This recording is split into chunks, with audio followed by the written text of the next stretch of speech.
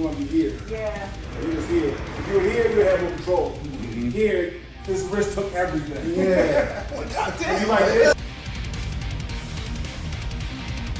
Hotep Grill.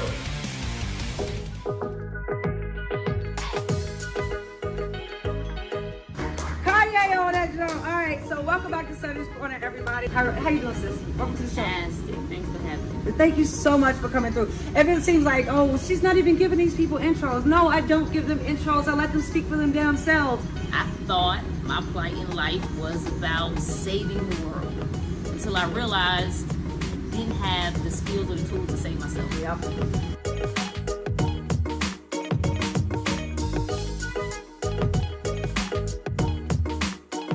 If you're not activating now, then what are you doing? Wasting my time, wasting your time. So let's go. Until next week.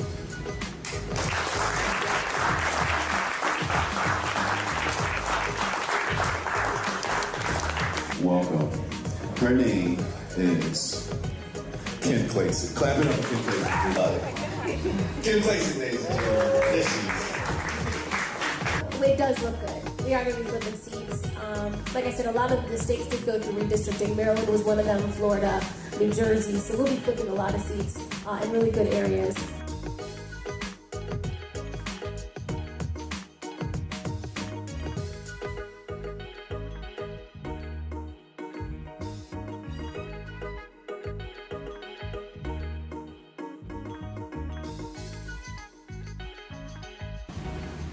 Sonny Johnson.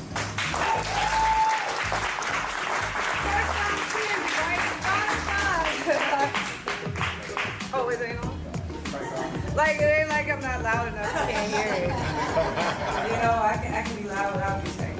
And that, you know, before that, I was always like, I'm Hotep adjacent. You know, I would always say that. But when you got to that point, when I was like, okay, now it's Hotep. What point did you get to? Hotep the bill.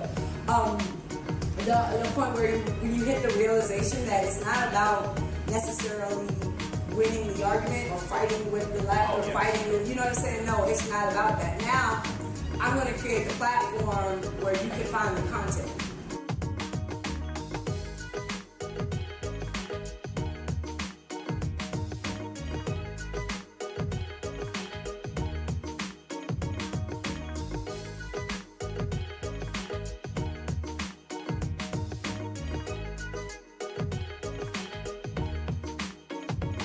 These last 5 years of my life have been absolutely amazing, and Chad has been a mentor, helped shape my brain. So if they call me a radical, I've been radicalized by Chad. You can blame him. He's the one that turned me into an anarchist. Who's the bigger black supremacy? Talking about you guys. The person who made sure we were government compliant and made us a non-profit organization officially. Shout out to Trish.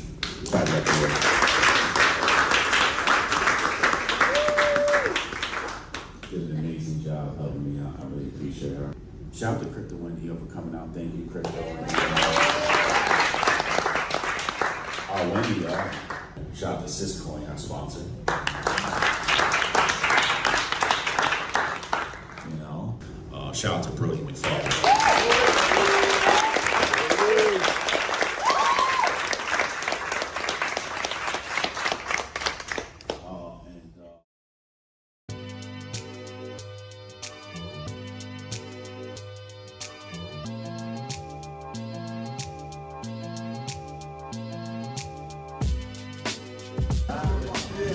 Secret Service, my handler. Take a picture of that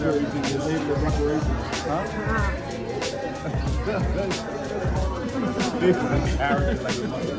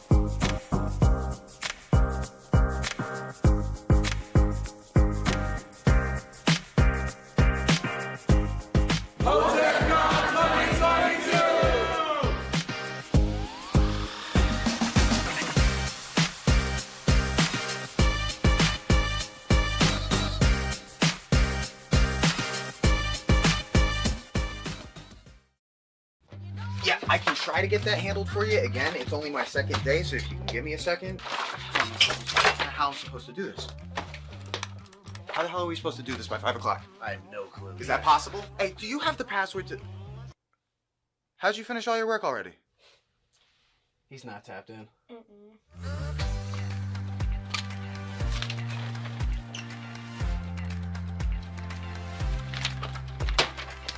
How'd you get that done so quick? They think they're gonna be able to budget that? It's money. That's money right there, you understand? You guys finished your work 6 hours early? He's not tapped in.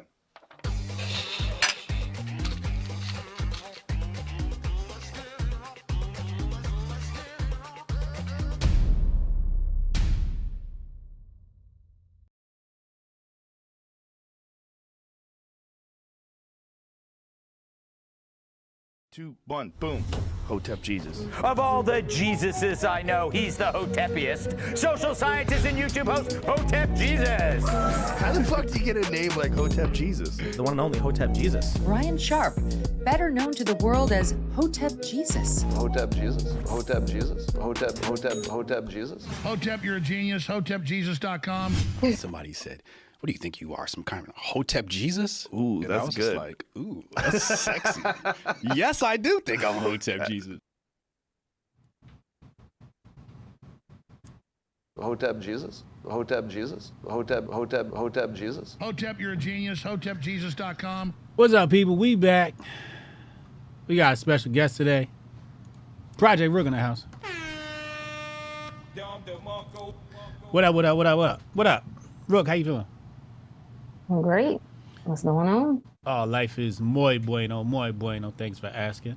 For anybody not aware, Hotepcon is next week. We're just days away. Just days away from Hotepcon next week in Las Vegas, Nevada at the Ahern Hotel. Tickets are selling like hotcakes. Shout out to all my Hotepcon ticket holders sponsored by Syscoin. Link in the description box below for the Syscoin giveaway. And of course, we will have none other than Project Rook as a featured speaker there. Rook, you looking forward to Hotepcon? I am. We had a blast last year, so yeah. Did you enjoy yourself last year? I did. Really? What did you enjoy about the experience at Hotepcon last year? What are some memorable moments, maybe? What are some things that people could look forward to? Why did you think it was a great event? It felt like a family reunion. Mm-hmm. You know, Rook don't come out too often, so when I come out, you know, my expectations usually ain't that high. But no, it felt like family. It was. I think what's important. And it's a reminder for myself, right? Mm-hmm. To stay connected to folks who, you know, we're not required to think just alike, but we got the foundation, right? The most important things are there. The most important principles, values, morals, all that good stuff. So the energy was good. That's really how I judge when I'm going different places, is the energy. And so it was good folks. It was good conversation, good networking, all that good stuff. So yeah, I had an awesome time. Awesome. Good to hear. You'll be back this year. What did you want to cover next week at Hotepcon? What are some things you want to get into? I know tonight had a bunch of science stuff he wanted to get into. I mean, probably going to have you on tonight the same day, so it all coincides and intertwines together nicely. What do you think are some important things that we should discuss at Hotepcon next week? When I interview you, you know, I want to be prepared for that. I don't know. I mean, I'm open. I know Tanai brought up, he wanted to kind of dive into germ theory, mm-hmm. which is always a great topic. Germ theory versus terrain theory. Versus what? Terrain theory. So the idea is that it is your terrain that dictates whether or not you get sick or not. What's the terrain? It's the body. It's your environment. It's the condition in which your cells exist, in which your cells live. the integrity of the fluids in your body. So how toxic you are is going to determine whether, if there is a shift in your environment, that will trigger an immune response. So growing up in the country, there was always the idea that going outside without a jacket on as the weather was shifting to the fall and winter months, you know, old folks used to say, that's pneumonia weather, right? That's pneumonia weather, put your jacket on, right? But it was always intriguing to me that there were people, especially, you know, a lot of white folks, they were fine. They didn't have on jackets. They didn't get sick. So what was it about? Where do we get this idea that the cold itself is making people sick? And what you come to find is that, well, cold is alkaline in nature. So a toxic, acidic body environment put in an alkaline environment, yes, could absolutely trigger an immune response. But it's not because the cold is causing it. It's because your ass was already congested and toxic to begin with. And that's the same with germs. The idea that bacteria could be making us sick, or any other microorganism, when there are trillions, according to science, that live in the body, on your in your mouth right now, on your hands, on your skin. How is it? Have we decided that out of all the trillions, we've narrowed it down to like the top 10 or 20, like these the ones right here, these the bad ones, right? Even when it comes to E. coli, right now, it lives in your gut. Why isn't it making you sick now? Questions. So that is terrain theory. So terrain theory is when my vessel is clean, when the fluids in my body are not congested, not backed up, there is not sludge. So there means there's a breakdown in cells, there's a buildup in cells, happen properly like it's supposed to. It does not matter what I come in contact with. It does not matter who has what. You could have whatever. You could have the so-called flu, pneumonia. I could kiss you. It means nothing to me. Now, that's on that side of it. So when you say what I want to talk about, I like that because I think that gives us an understanding, right? Okay. That's the knowledge. Yeah. But what I specialize is moving beyond the physical, moving beyond the body, because what is making a lot of people sick is not the physical, it's the non-physical. So it's the beliefs. Nobody, out of all the conversations that we've been having about what has caused folks to get sick, everybody is looking at the origin. Well, where did it come from? Was it man-made? Was it in a lab? Was it this? Was it natural? Nobody is asking what was happening in the non-physical. There is something called resonance.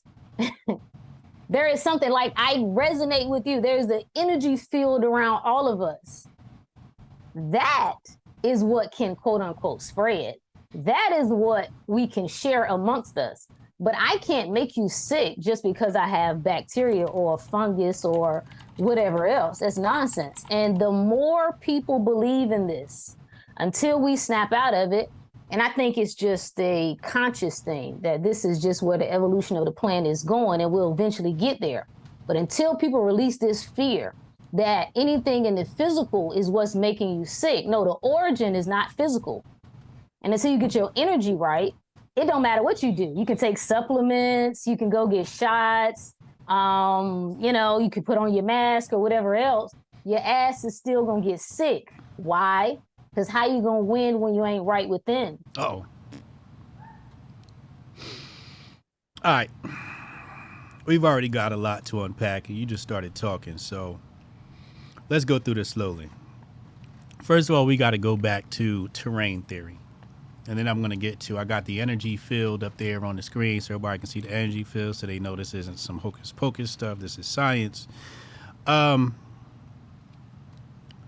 Mentioned cold weather, alkaline, acidic body in cold weather. Right? Now, I know I'm going to say something wrong here, so just go ahead, jump in and correct me. If we have an alkaline environment and then an acidic body in the alkaline environment, can we say that the germs and bacteria that exist in that environment may jump to the acidic environment? Am I wrong there? Like, why is it that we get sick in the cold weather, or do we not? Did I misunderstand something? Understand something there? Well, you can certainly get sick after you've spent time. There's been a change. Mm-hmm. So what should happen is we should have the ability to adapt. We should have the ability to adapt to different environments. So whether it gets hot, whether it gets cold, whether you're around people who are well or whether you're around people who are sick, really shouldn't matter. The analogy I like to use is imagine two trash cans. One has paper in it. The other has old scrap produce. So banana peels, orange peels, spinach, whatever. Which ones do the bugs gravitate towards? The one with the produce. Right. So these microorganisms have functions. One, they are there for a reason. They exist in your body for a reason, but they have the ability to change function when needed. So when there is excess acidity in the body, when there's excess toxicity in the body, they will go to work, all similar to having parasites in the body. So there's the idea that we need to often go through parasite cleanses, which we should. Everybody should.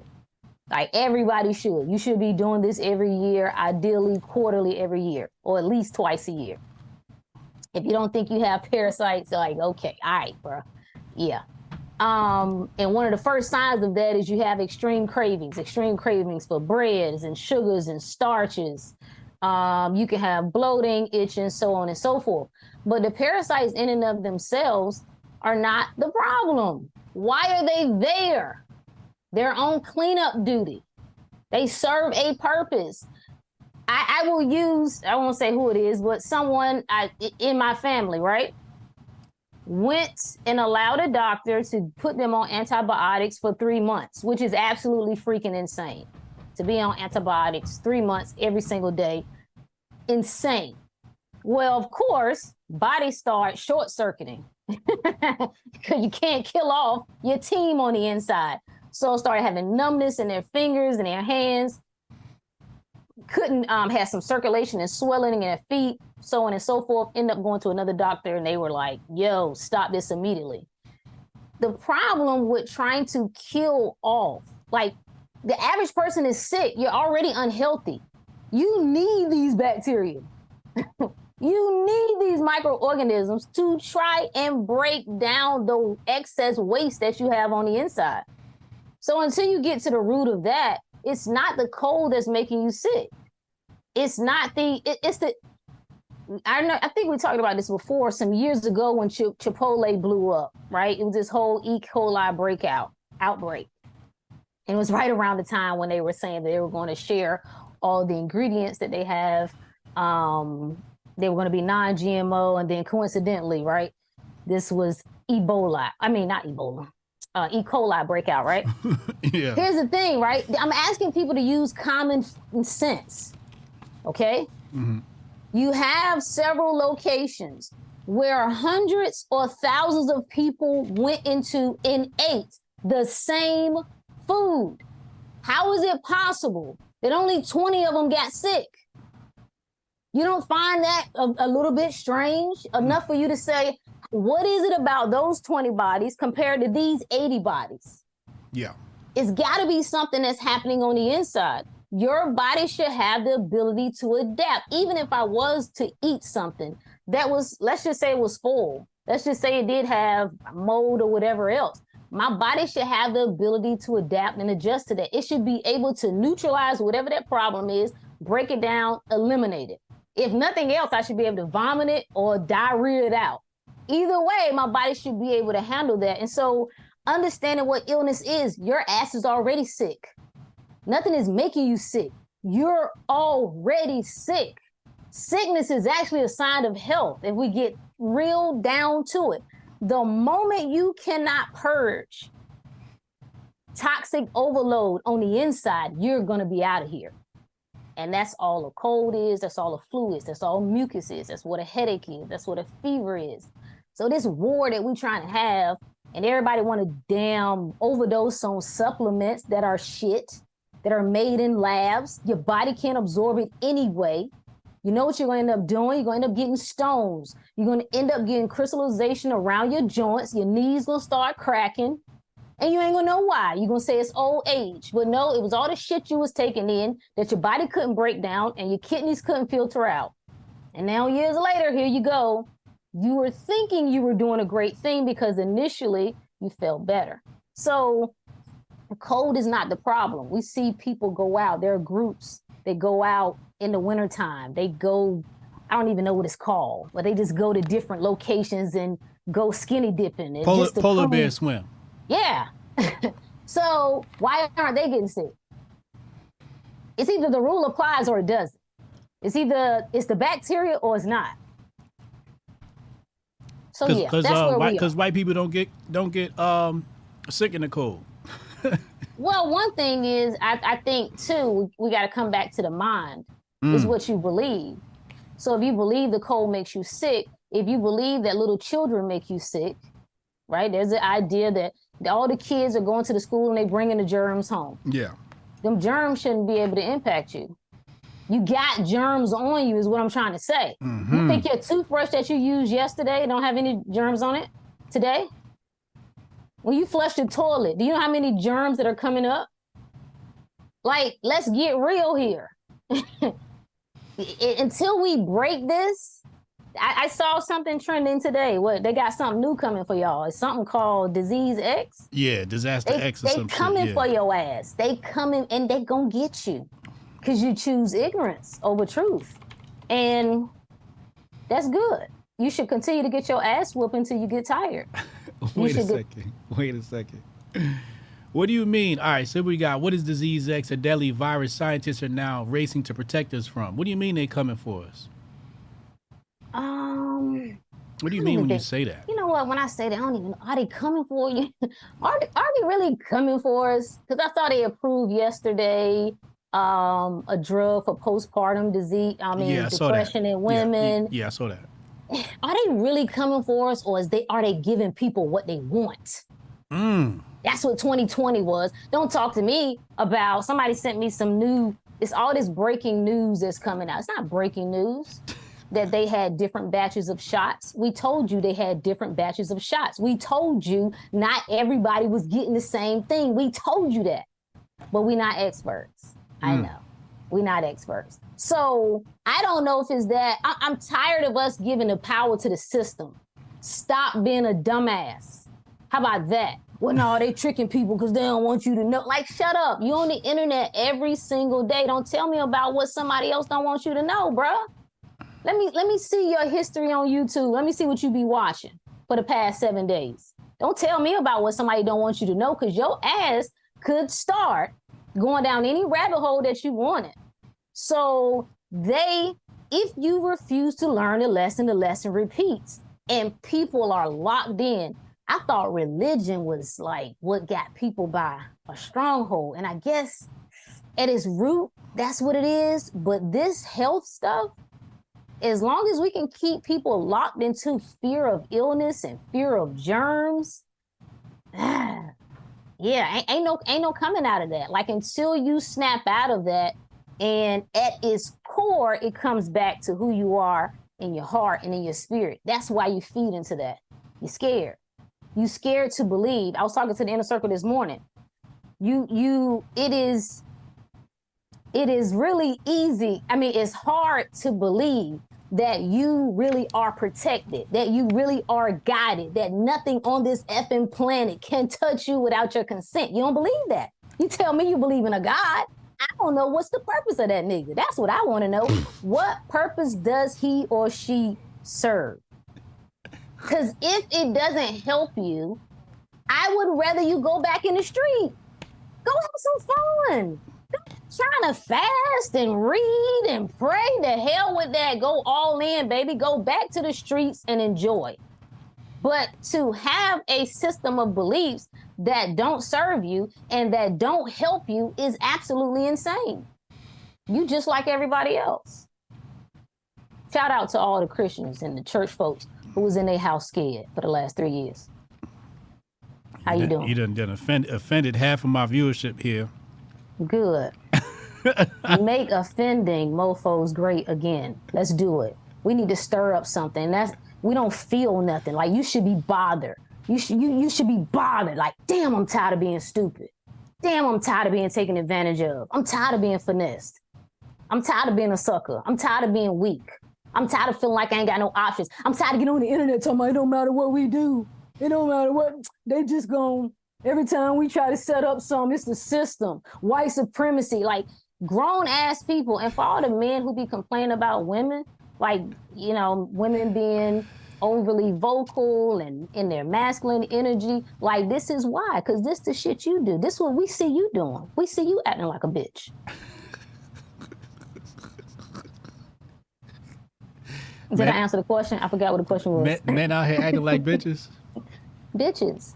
Complaining and acting as though you are powerless. Acting as though that anything outside in this world, like, that's where your attention is, which means that's where your power is. You actually think the government, like, because that's what your default is. Your default mechanism is, damn, don't matter what I do. Oh, okay. Yeah, they got us. They working on this now. You know, they about to spray this now. Oh, they got our food too. You are weak. It is disgusting. You should be embarrassed. But surely there's a system of white supremacy that is holding black people back, you know, mass incarceration, school to prison pipeline, police brutality, food desert. Surely there's a system of white supremacy holding black people back, no? How long, bro? How long what? How long? How long is it holding you back? Like, are you, because it appears as though you just screwed either way. That's what it seems to be. I don't think people understand the implications. Like, the moment that this is so hard to pull away from the world. It's so hard to decide that, you know what? It just don't matter what I've been told. It don't matter what I've believed.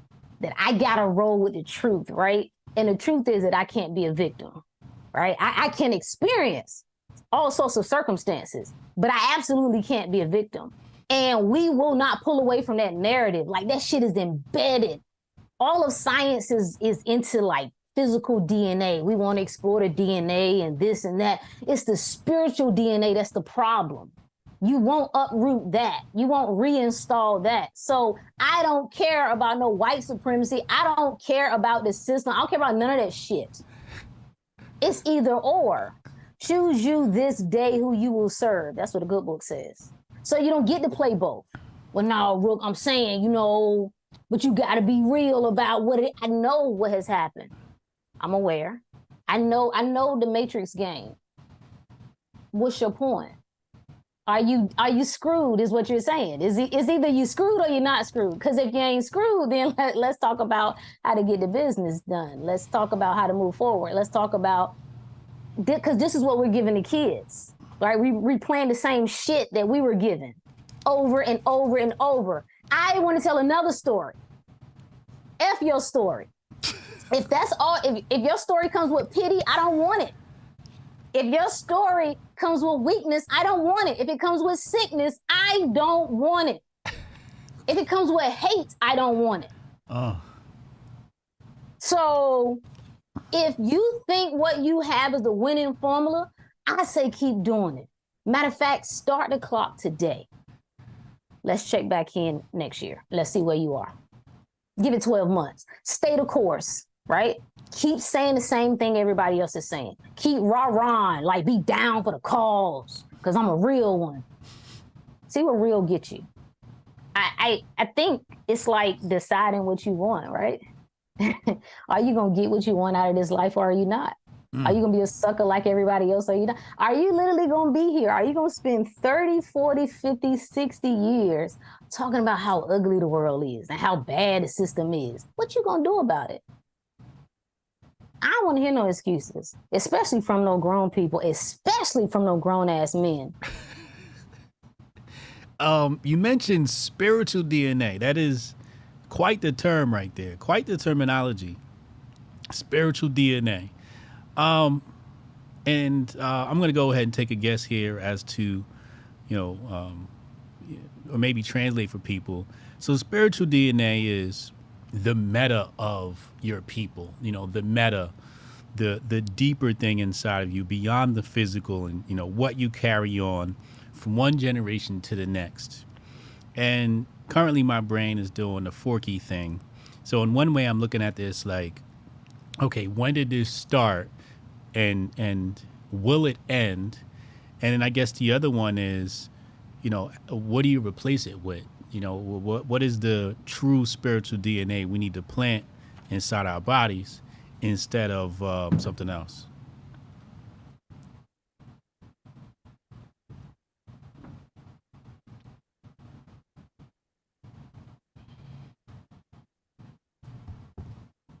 That's a question for you. Oh, that was a question? Oh, my bad. My bad. So just, so we have the spiritual DNA. Mm-hmm. And so it's like, when do you think this started? And do you think it'll ever stop? And then, what do we replace it with? What is the correct mind frame? Because, and I also want to segue into CRT. I'd love to hear your thoughts on CRT, critical race theory. But when do you think this spiritual DNA really was corrupted? Was it the civil rights movement? The 50s? That's a good. Because it seemed to me like prior to even NAACP, I think NAACP might be a huge culprit in creating the wrong type of spiritual DNA, because they controlled so much of the intelligentsia of black people through people like W.E.B. Du Bois, right, et cetera, and also a very sexist organization, which is Sidebar, where they wanted to be mostly men and women were like in subservient roles. But whatever, that's neither here nor there. But do you think this thing, when do you think this thing will break? Do you think this bond will ever break for black people, or will we see it? Or what is it going to take to break that bond with that spiritual DNA, the victimhood and whatnot, and white supremacy going to get me and the white man's the boogeyman? You don't break it.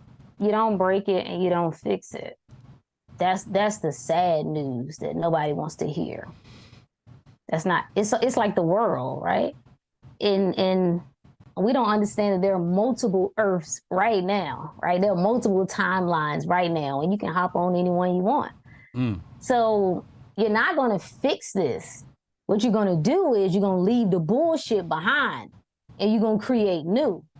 That's the only way. The old got to fall away. The old has to self-destruct. And so trying to think about anybody who's really had any sort of, spiritual awakening or any sort of kind of state of enlightenment, right? Think about the people in your circle. You didn't wake them up, right? You didn't bring this to their attention and cause them to go through this enlightened state. No, what did you do? You left it behind. You had to stop talking to them about certain things. You had to leave and go out and create a new space for yourself. Connect with new people, new ideas. That is the key here. Like, I ain't trying to save the community. The community is fucked. Just here to tell you. Just here to tell you. So the idea, but there are those who we will be able to hit, right? Spark to spark, heart to heart, right? Mind to mind, they gonna resonate and they coming up out of there. That's all we focused on. And that doesn't sound, I guess doesn't sound encouraging to people, because you know the first thing you want to do when you can't fix yourself, what? When you can't save yourself, you want to try to save other people. That's the first thing you want to do. I can't fix myself. Let me fix these problems over here. Let me put my attention out here to the world. Let me put my attention to the community. I know what needs to be done. That's easier to do than looking at yourself. Where am I? Where would I like to be? And all of the legacy talk that we have going on is it's about tangible stuff, which is important, right? We need to stop being broke. All right, let's create a legacy of abundance. I got that. But what about the legacy of the heart, of the mind, of the soul, of love? That's being lost. Like, what? So we all gonna go in our corners and try to get the bag, and that's it? That's what we leaving behind? Like, that's the message? So I don't know what the community needs to do. I know what doesn't work for me. I know what world no longer works for me. I know what I'm no longer going to entertain. And there ain't no story that I'm getting behind. There's no narrative I'm getting behind. There's nothing that I'm rocking with that has anything to do with being pitiful, that has anything to do with being powerless, that has anything to do with being less than and oppressed. Like, you call yourself oppressed? You say I have an oppressor? That don't seem strange to you? My oppressor? God, loser. Can I challenge you a bit here today? Mm-hmm. Of course. You ready? Mm-hmm. Assuming you were single, would you date outside of your race? Like a white man, No. like pasty No. white. No, No. you would not. No. Why not? I've just never had, it's just never had an interest. I mean, we had a couple of cuties. We had a couple John B's in high school. Mm-hmm. They were pretty handsome, but it's just never been like never had an interest. So do you judge black men if they were to date a white woman? That's a trick question. The honest answer, yeah. Kinda, but there's two ways to look at this, right? Okay. You can tell the difference between yes and no, right? So first of all, I got white in my family. So this ain't no white or black type thing like that. But you can tell the type of dudes, you can tell the type of brothers who they on this little trip where they angry with black women and now the white woman is their savior. You can tell the difference between that and then just people just genuinely coming together. Like, ain't nobody hating on two people who fall in love, who vibe with each other, who create a life for themselves. Like, who cares? And the whole dynamic between black man, white woman, white man, black woman, like, all of it is stupid to me. And I think it's still getting back to the heart. What's really at the we all lack self-awareness. So everybody is looking the same way. You got a group of brothers who are looking for this white woman savior. You got a group of sisters who are looking for the white man savior. Mm-hmm. So she's hurt, she's broken, she's, don't want to deal with all the stuff that she has. So now, all right, this is what I'm about to do. I'm going over here because I'm going to show you this or that. But you never get to the heart of it. So no, I don't. No, in general, no, I don't judge. I don't care. But I think it only becomes a problem when we're trying to. What is it that we getting out of this shit? Like, and I guess everybody just hurt.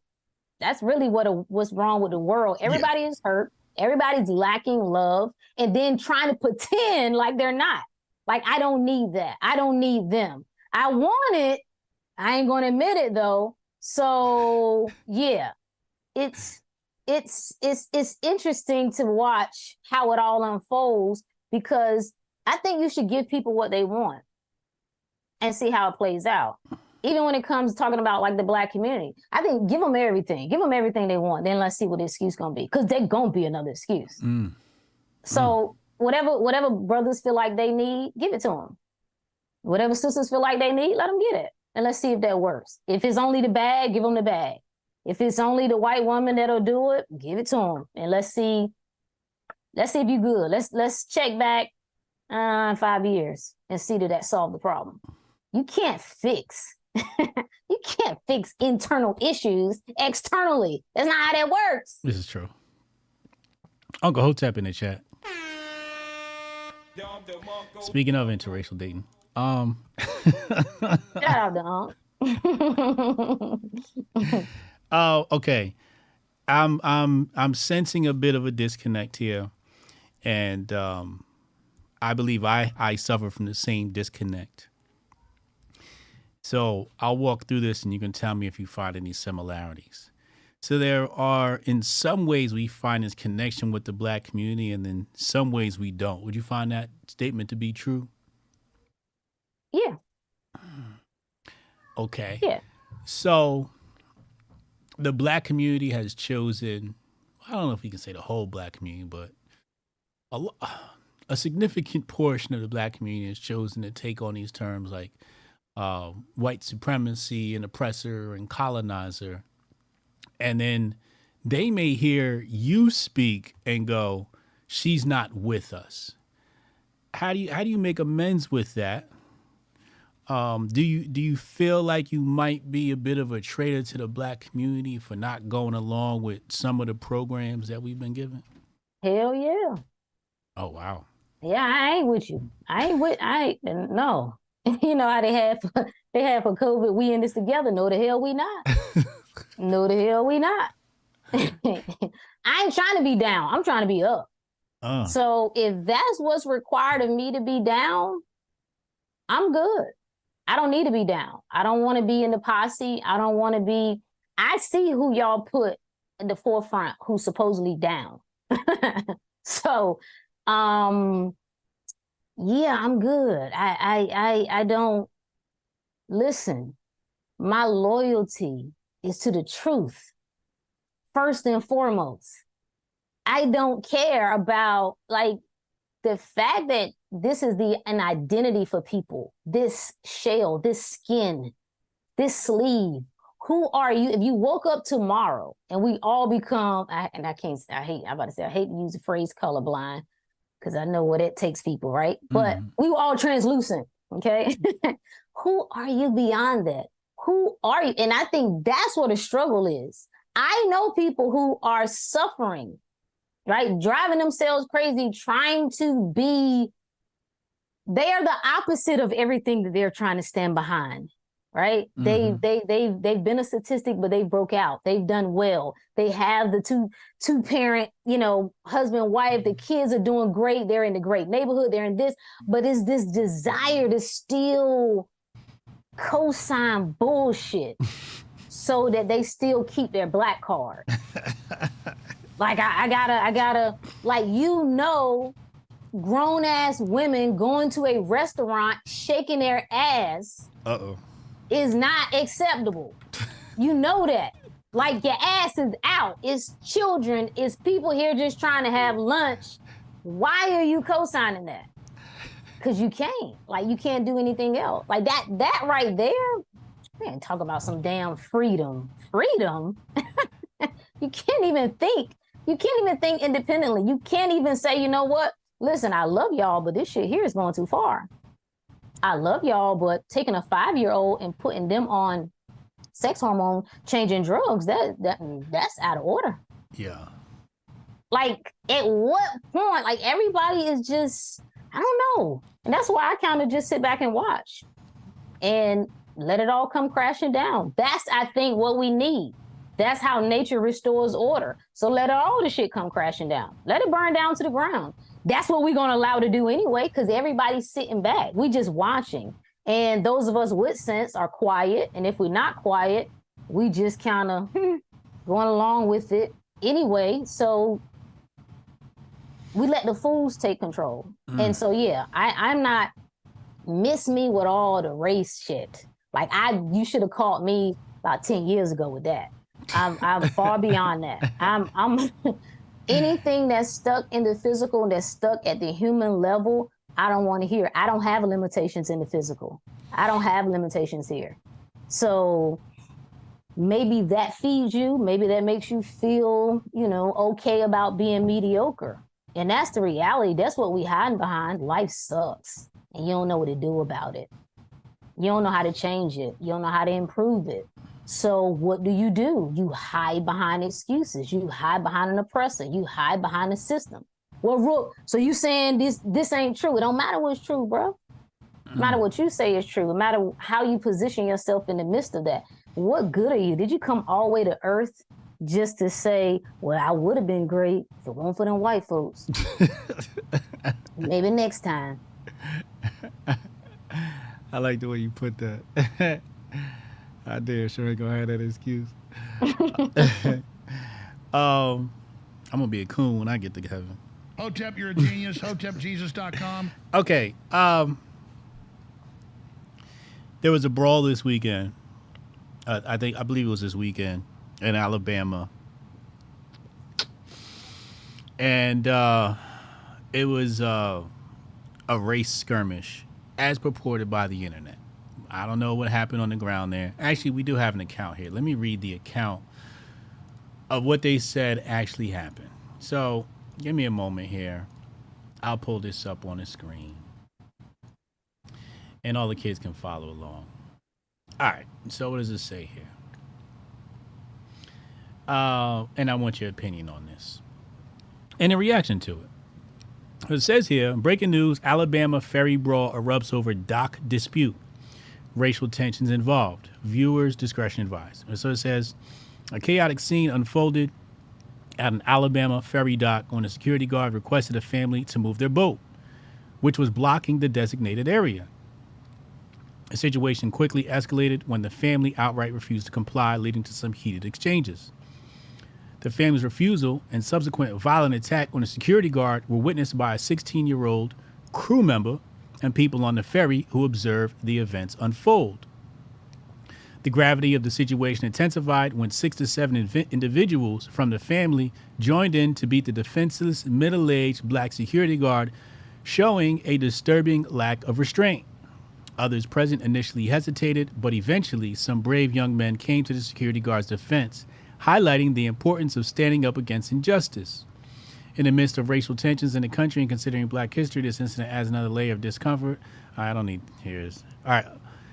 Glamour emerged, 16-year-old crew member chose not to remain passive, instead immediately took action, swimming about 100 yards to aid the security guard, demonstrating the power of individual initiative. Law enforcement arrived on the scene promptly, managed to prevent further escalation, apprehended the assailants and instigators responsible for the violence. Injured parties received care, and the situation was eventually brought under control. Now, Rook, did you see the video footage of this Alabama brawl? I did. Okay. Now,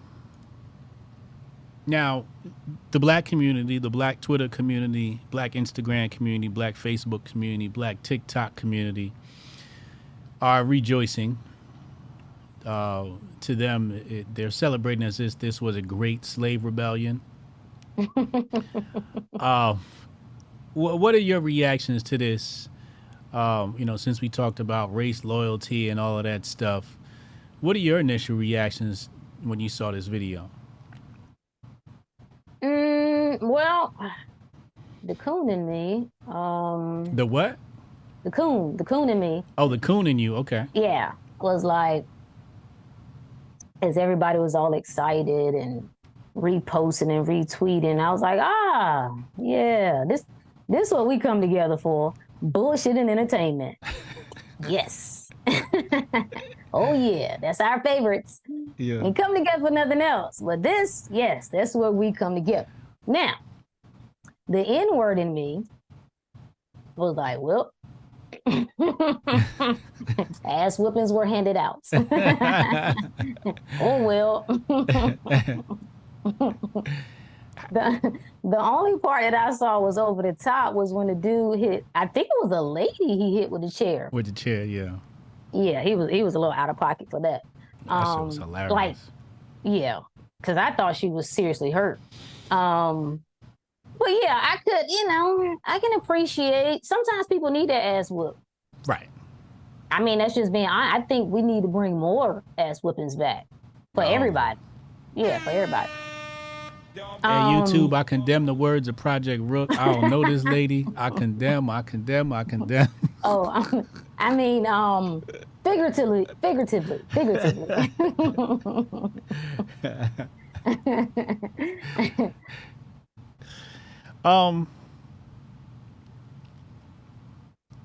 But I laughed. I'm gonna be honest with you. You know, I got both sides of me. So, you know, I got my rolling eyes, like, here we go. How and do then we, I got, you know. How do we manage that? Right? Like that it's almost like a split personality. On one side you like kick that cracker ass, and on the other side it's like you just some niggas. Like both of those two voices are in our heads. How do you manage that? Like, is that healthy? Is it only supposed to be one voice? What are we supposed to do with that? No, I mean, it's no different than, I mean, we code switch all the time. So yeah, we do. To me, it's no different than that. I can appreciate both things. I can look at, now I'm not about to be posting it and encouraging it and hyping it up. Right. Now, I ain't doing that. Yeah. But have I had some good laughs? I have. The videos that have come after, yeah, I've laughed my ass off. Now, I didn't assume, this is where I have moved out of, like, that warped world where just because you see somebody white and somebody black, I didn't assume that it was just race related. Right. I was like, okay, well, let's see. Because there's assholes across the board. Like, when you go out and about, there are people who just over the top. And you could be white, you could be black. So I didn't assume that it was that. I was just like, okay, well, this is interesting. And then as the details unfolded, like, oh, well, like you brought it on yourself. Right, right.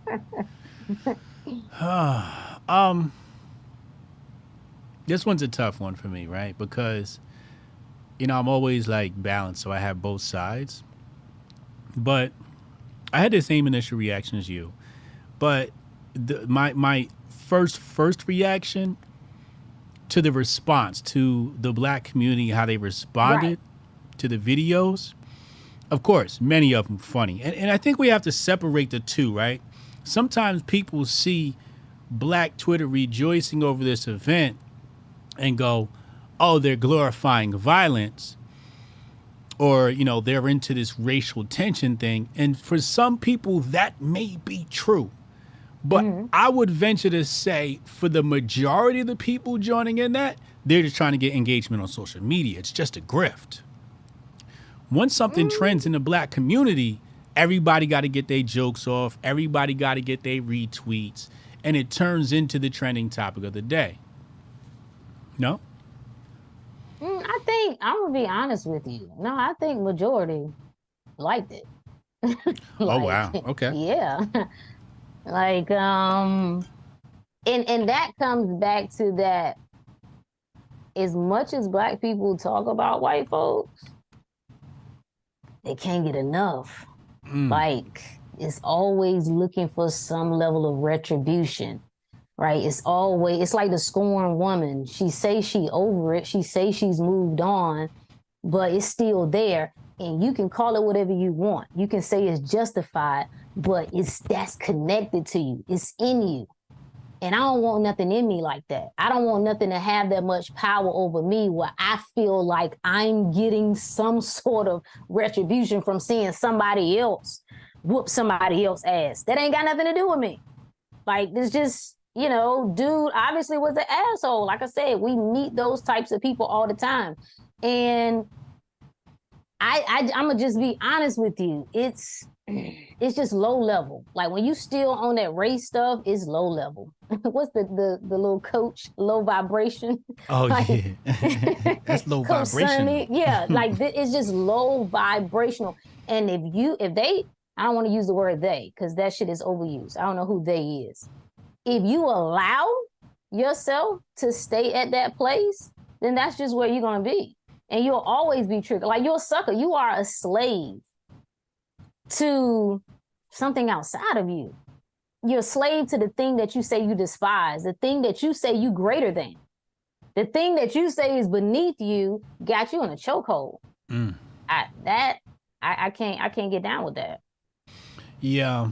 So my initial reaction to the reaction was we got a lot of healing to do as black people. there's a lot of healing we got to do, because one little scuffle in the streets and it's, like I said, we're acting like this was Toussaint and this is a Haitian slave rebellion we're witnessing here. And this is like, yeah, we got retribution because we beat up one white family. And it's just like y'all really got off on that? Like, I couldn't bring myself to get off on it. I saw exactly what you saw. I saw some asshole get retribution. Simple as that. And a lot of brave people come to help a security guard. That's what I saw. I didn't see race. I just didn't. And because I'm so far detached from it all in many of these events, I don't see it. And therefore, I got zero pleasure out of watching white people get their ass whooped. Now, I do love a good fight, so I did get some pleasure out of watching some WWE action because I love, watching fights. Like street beefs. I love watching street beefs. That's just an amazing YouTube channel. Where just average people are thrown in the ring and made to fight, right? Or they volunteer to fight. So I enjoy a good fight. I love to see some violence. I love my movies that have violence, but it just showed like we not healed yet, yo. And that's not a good look for us. Well, I don't know if it's come down yet, but you're gonna get an example of that today before the day is out of how much we're not healed once this Tory Lanez. Once that verdict comes, no matter which way it goes, asses will be shown. And you're going to see like all of that camaraderie that we just saw, that's going out the window. Like, no, out the window, the real coming back now. So part of me was like, well, I guess it kind of, in a temporary, superficial way, brings people together for a moment. But yeah, we'll see how we really feel about one another when that verdict comes, when black women and black men start doing what they love to do to each other. That's a great point. Because that black unity that I saw amongst black Twitter is something same thing. I said, oh, that's going to be short-lived. But I never put the Tory Lanez connection together. And you're right. As soon as that verdict come down, yeah, that'll go for the rest of the week. That's going to be on the news. That's going to spin all week. Yeah. All right, last topic that I'm going to let you get about your day. You mentioned earlier sex hormones, specifically gender-affirming care, I think they call it, for children. Neo spoke out against this. I don't know when, but the clip surfaced this weekend. And then he was made to issue an apology. I'd like to know what is your reaction to what Neo said, and then his apology, some of the reactions from people. Are you mad that he apologized? Do you understand that he apologized? And where is the black unity in that conversation? Well, the initial clip that I saw of him made sense to me. I was a little shocked. Me too. And I actually was shocked of the support he initially got. Because nowadays people like to, I don't know what his story is, but I guess he got drama, got divorced, or had some side babies on his wife, or whatever the case may be. I saw him being drugged through the mud a little while ago. So oftentimes, like, we'll dismiss people because of whatever they got going on personally. Like, no, what does he know about this to be speaking on this, that, or the other? So I was shocked of the initial support that he got. But I was like, okay, that's what's up. Mm-hmm. Came back with that same raggedy recycle. You would think, hell, tell them to use the AI to get some better apologies. Like, it's the same, I've reflected over my best choice of words weren't this. I'm gonna think about and like, it's all. It didn't make me feel any kind of way because I don't have no expectations for these people. Yeah. So it was just like, oh, okay, well, that's that. That was quick. And I don't know what they tied into, right? So I know we always try to be critical about what these people do and why they do it. But I don't know. I don't know what they tied up into. And they might get a call like, bruh, you need to go ahead and post this right here. And that's it. Ain't no, and that goes beyond, you know, what you want to do, what you don't want to do, that sort of thing. Now, I would think if I was in that position and they had those type of ties on me, I would just probably be quiet in the public. Probably. Not say nothing. Versus saying something, then having to come back and apologize. But, you know, it's weak. We know it's weak. We know it's whack. Well, can I stop you right there? Mm-hmm. The fact that he spoke out tells me he must have been locked in the studio writing hits and it ain't been on the internet. Because if you spend any amount of time on the internet, you know you ain't allowed to come for that group of people, right? So I think sometimes people come up for air, see something, and then react without any context or understanding, without reading the room or nothing like that. And I think that's what happened with him. He came up for air, came out of the studio, probably finished somebody's album, writing somebody's album, laying down verses, and was like, what the hell is this shit? And then went right into the podcast interview. And nobody prepped him and nobody warmed him. Or, no? I don't know. I mean, okay. You know, it sounded like it was some shit he been wanting to say. It does sound like that. It did. You right. That's how it sounded. Like it was, this is my moment. Like I've been having these conversations privately, but now, okay. Let me tell you how I really feel about this thing.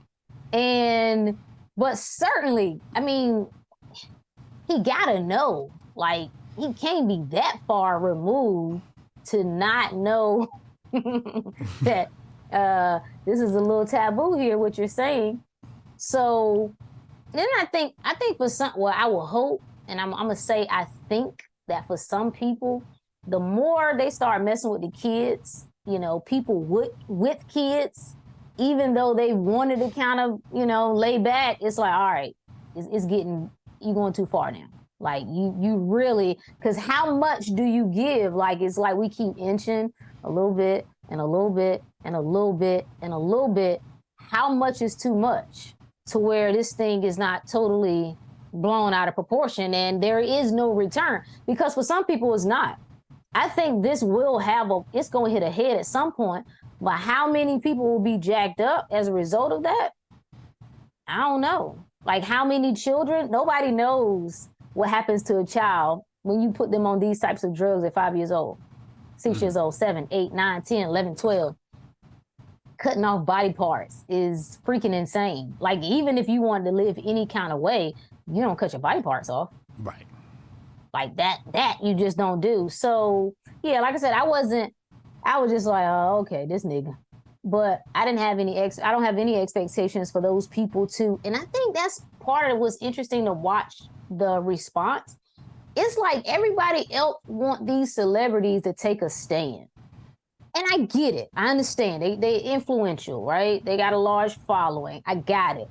But damn, if half of y'all would take a stand, if half of y'all would put, you know, a line in the sand that this is unacceptable, right? You won't even tell people around you that it's unacceptable. Yet you want them to put their livelihood on the line. I got a problem with having expectations for people, right? It's easy to say what you wouldn't do when you've never been presented an opportunity. So like Ice Cube, right? I couldn't say, well, Ice Cube, yeah, that's what you should have done. You should have turned that $9 million down. Have I been in a position to turn $9 million down? When I get in a position to turn $9 million down and I do it, then I'll talk my shit. Mm-hmm. But until then, I don't get to have an opinion on whether he chose to do or not do that. So that's a bigger part for me, is like everybody waiting on somebody else to lead the charge and go say it. Say the thing I really want to say, but I ain't got no balls to say it. Say the thing, I don't want to get fired from my job, but you got a little bit more money than I do, so you can risk it. Like, I don't know. And when you're a celebrity like that, if you lose your job, everybody around you lose theirs too. Absolutely. So it's not like it's just you, right? Your manager gonna hit you, be like, look, bro, you are half of my income. You gonna post this motherfucking apology. You know, I got a grandma. She's on dialysis or whatever. You know, like people got bills, people got families to take care of, and you know, if they Y'all couldn't tell. Huh? People couldn't even tell. Like, couldn't even stand up against masks. And it's like, are you really the one to do you want to try to act like you policing this thing? And like I said, I get it, because I don't know what's the point of getting success, fame, money, resources, and you still can't talk your shit. Dang. You did all of that and you still changed. What was the point? I don't. You still don't have no freedom, no flexibility to kind of do things the way you want to do them. Like that will bother. But see, everybody is not at the same place at the soul level, right? So when you ain't in check like that, you can do it. Like that shit will eat me. The fact that I knew my children was looking at me being a fraud and apologizing for some shit I knew I wasn't sorry for, that will bother me. But you know, hey. Yeah, well, so I sometimes with these entertainers, all they know is entertainment. Right. So, you know, if they not entertaining, they can no longer entertain. I think they're afraid of where their next check will come from, and then now they gotta not go back to school, but they gotta go back to school. They gotta go relearn and get some new skills and learn investing or real estate. Probably something they should have done anyway along the way. Hopefully it's not with DJ Envy in the middle of his lawsuit. But, you know, that's kind of like what I chalk it up to. No, that's true. I have a lot of questions for you, but I'm going to save them for Hotepcon next week. Hotep, you're a genius. Hotepjesus.com. Ladies and gentlemen, Project Rook will be at Hotepcon next week.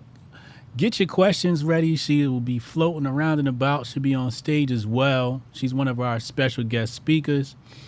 And we're going to dive into some I got a whole bunch of questions I wrote down while she was talking that we just, you know, can't get to today. But we're going to save them for Hotepcon. We're going to talk about them at Hotepcon.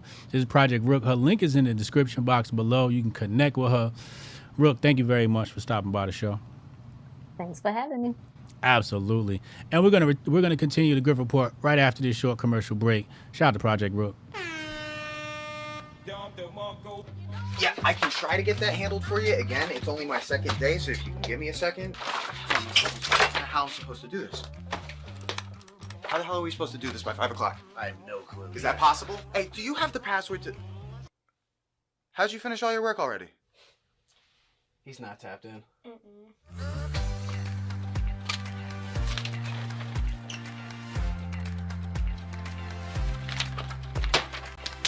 How'd you get that done so quick? They think they're gonna be able to budget that? It's money. That's money right there. You understand? You guys finished your work 6 hours early? He's not tapped in.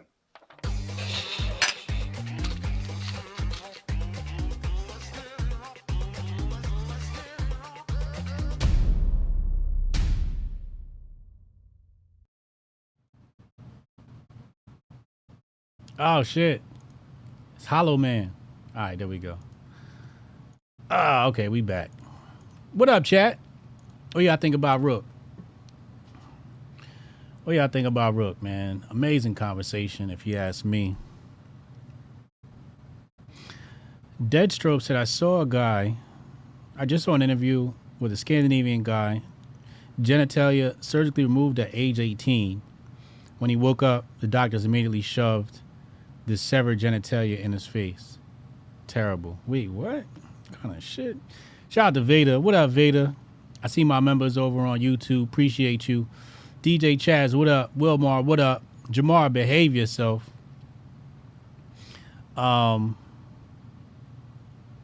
Hey, all my members, make sure you start to move over to locals. Hotepjesus.locals.com. Steph Colonel said, Rook don't miss. Indeed.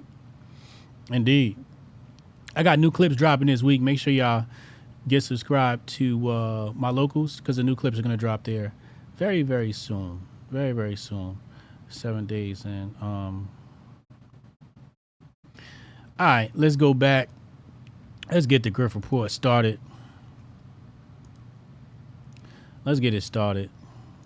We're gonna open up phone lines. If you want to get on the phone lines, I want you to text 202-596-5631, 202-596-5631 to get in on the phone calls, to get yourself in line. All right, here we go. Shout out to Syscoin, sponsor of Hotepcon. All my Hotepcon ticket holders, link is in the description box below for the giveaway. See the beautiful drone footage right there for the Syscoin giveaway. Dinner in the desert, off-road experience. You want to enter that giveaway, link is in the description box below. Shout out to Syscoin and Medici family holding me down. Appreciate you. Hey, make sure y'all download the Pally Wallet. Email coming soon in regards to that. Make sure y'all download the Pally Wallet so you can get in on these giveaways. All right. Let's get into the Grift Report. I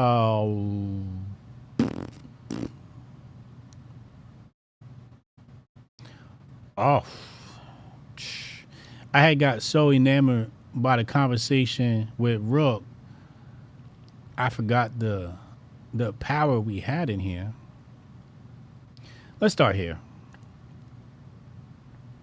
I've been meaning to take a look at this. Let's start right here. Sam Harris on J6. Tate or RFK or I mean, you could add Elon to this. I mean, all these people are kind of living out the consequences of their dissatisfaction with the present on the public stage and winning a lot of followers as a result. They just like they like the way these guys are complaining about the obvious excesses of the left for the most part. I have several problems with this. One is that most of these guys, most of the time, some of them all of the time, are ignoring the obvious problems and in many cases quite a bit scarier problems on the right.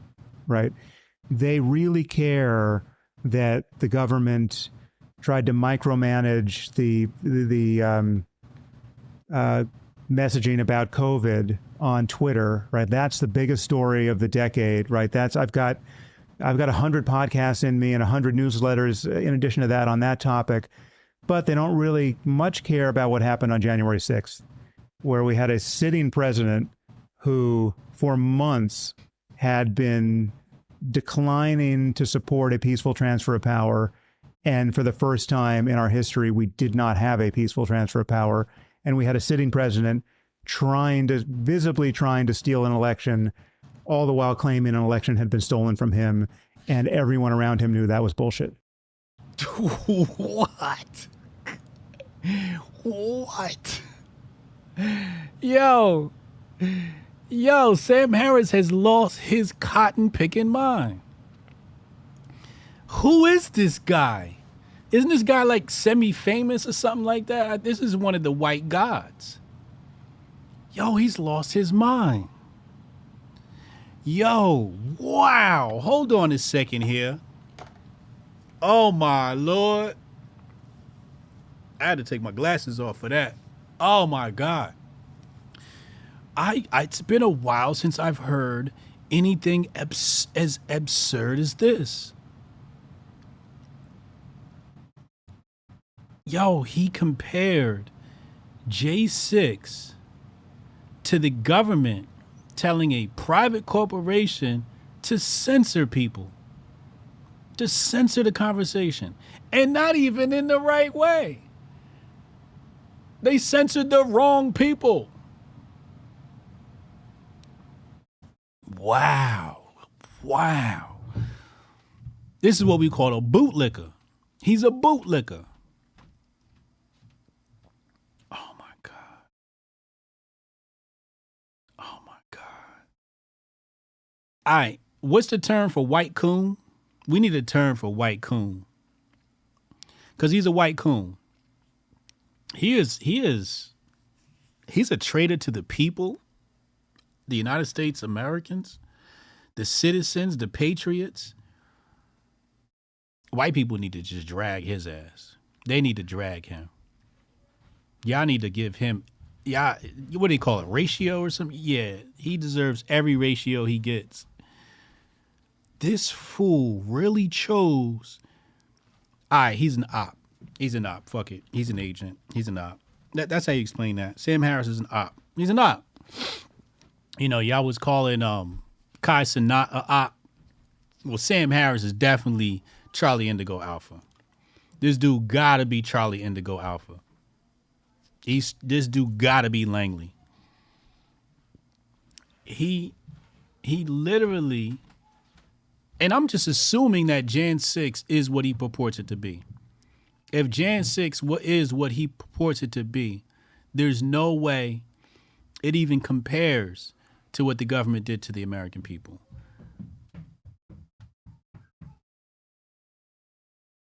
The amount of people that were hurt by misinformation is in the millions. Millions of people's lives, tens of millions of people's lives were affected based upon pandemic response. Based upon pandemic response. First with the ventilators, then with the masks, then with the chest buster. 3 strikes and you're out. And that's not even, mentioning the censorship of Dr. Peter McCullough. I hadn't got a strike all year. I brought Dr. Peter McCullough on. All of a sudden, we're bowing down to globalist health organizations like the WHO and NIH.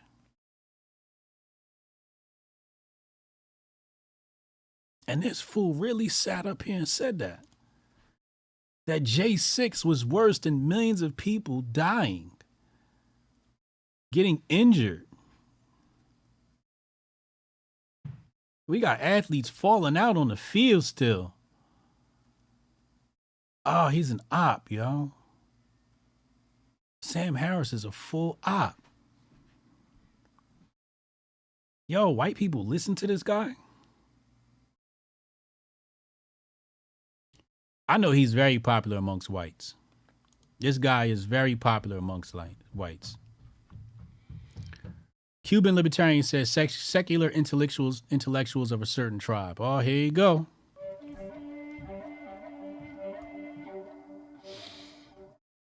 Scallywag is a technical term. You right, Dev Jules.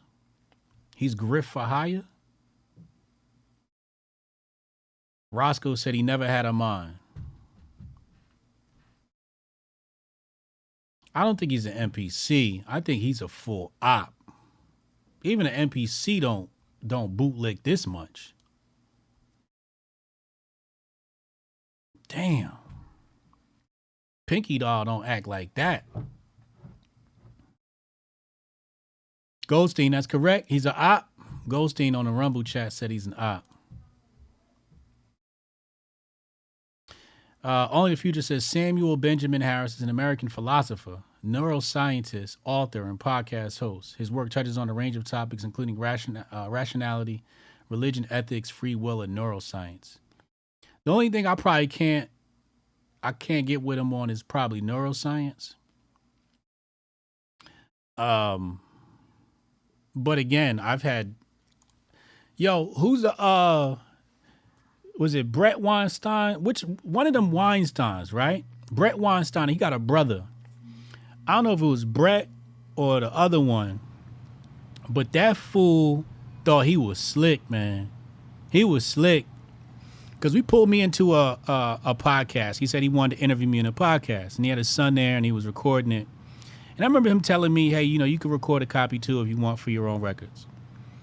And I chose not to. And in hindsight, I should have. And we do a whole podcast together. And in the podcast, we had a bit of a debate.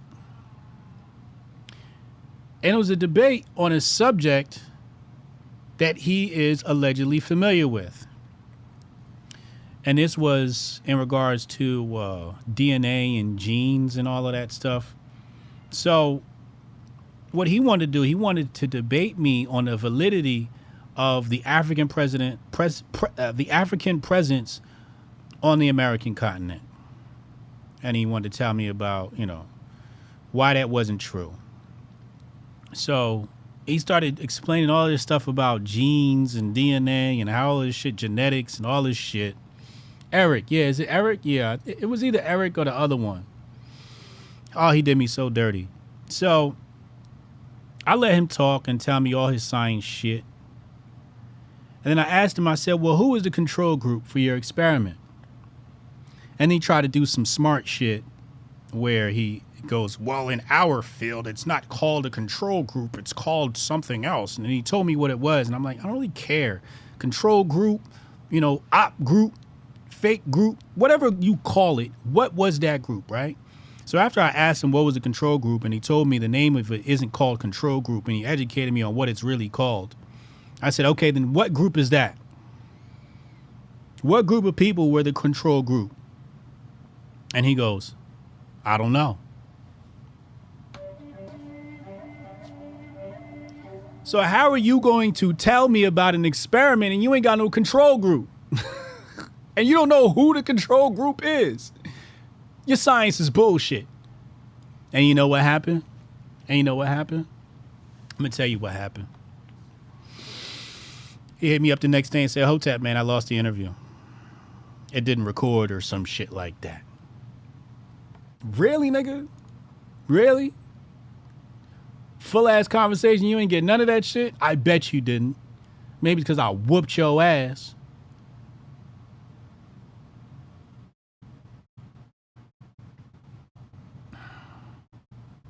And this is they top intellectuals. I feel bad for white people because I thought we had some bad intellectuals. White people got some really terrible intellectuals. It's like they go to school, learn a whole bunch of shit, but never learn how to think. You can learn all the genetics and DNA shit you want to, but when I come and ask you a question that's thought-provoking, you better have some answers. You can't tell me you don't know who the control group is in a controlled experiment. Where Tanai at? Tanai, am I wrong?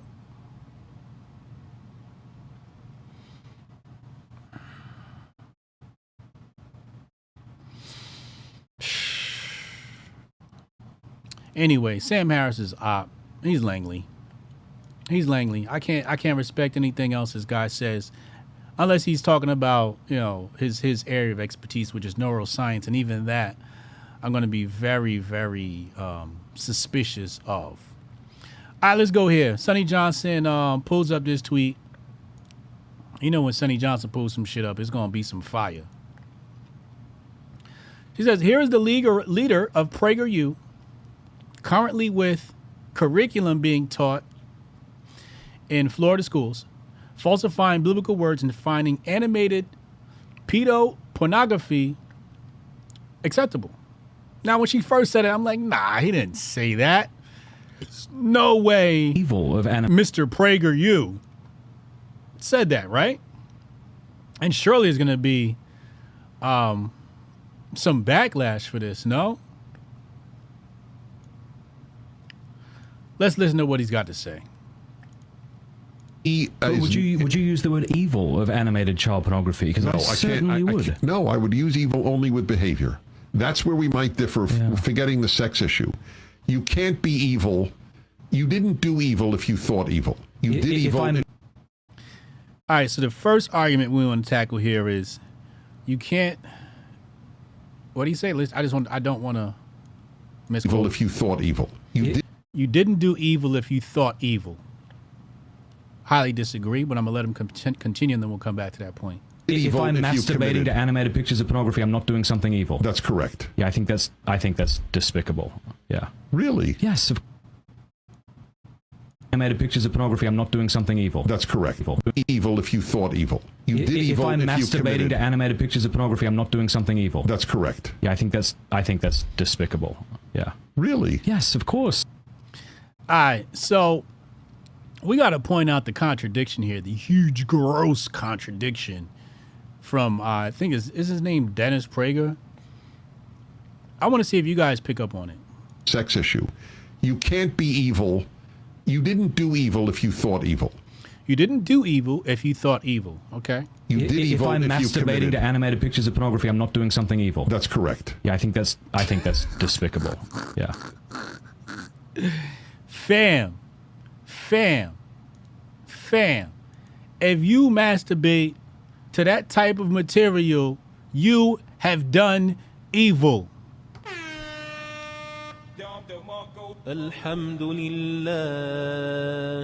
Come on, fam. I don't give a fuck if it's animated or not. I don't give a damn if it's animated or not. Huh? You've done evil. Once you pulled your dick out, you've ventured into evil. The fact that your eyes is looking at this shit. If your eyes is looking at it, you've already done evil. You're not thinking evil. You've actually taken action. You've pulled this type of adult material or child. I don't even know what kind of material we can even classify this as. I'm gonna call it evil material. You've displayed it on your screen and you pulled your dick out. You've done evil. There's something wrong with you. What is going on with y'all intellectuals today? What is going on with y'all intellectuals? Free Nut says, as a man thinketh, so is he. Oh, this a real Hotep brother. Isn't that what Confucius said? I think Confucius said that, right? Or was it another one of those Asian scholars? Asian philosophers. Adrian C. said Jan 6 is the result of people being censored. Indeed. You want me to play that again? Here we go. Alhamdulillah. Animated. I don't give a damn if it's animated or not. You've done evil. Especially because once you start looking at the prawn, is you ventured into evil right there. But once you start dealing with child prawn, then you way beyond the boundaries of evil.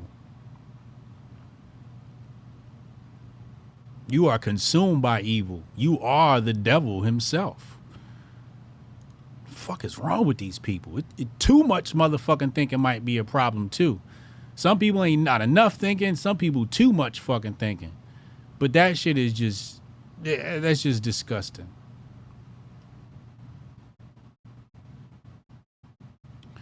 I'm gonna take a look at that story tomorrow. We got niggas in space. What is this? You see this story right here? Niggas in space? I'll come back to that probably tomorrow. I want to get to the phone lines. And cover some of these other topics here. Oh, I hate when I'm in an indecisive mood and don't know what I want to actually like look at and cover. Like this was a good video, but I'm not in the mood to talk about this today. Mostly because these white intellectuals got me off.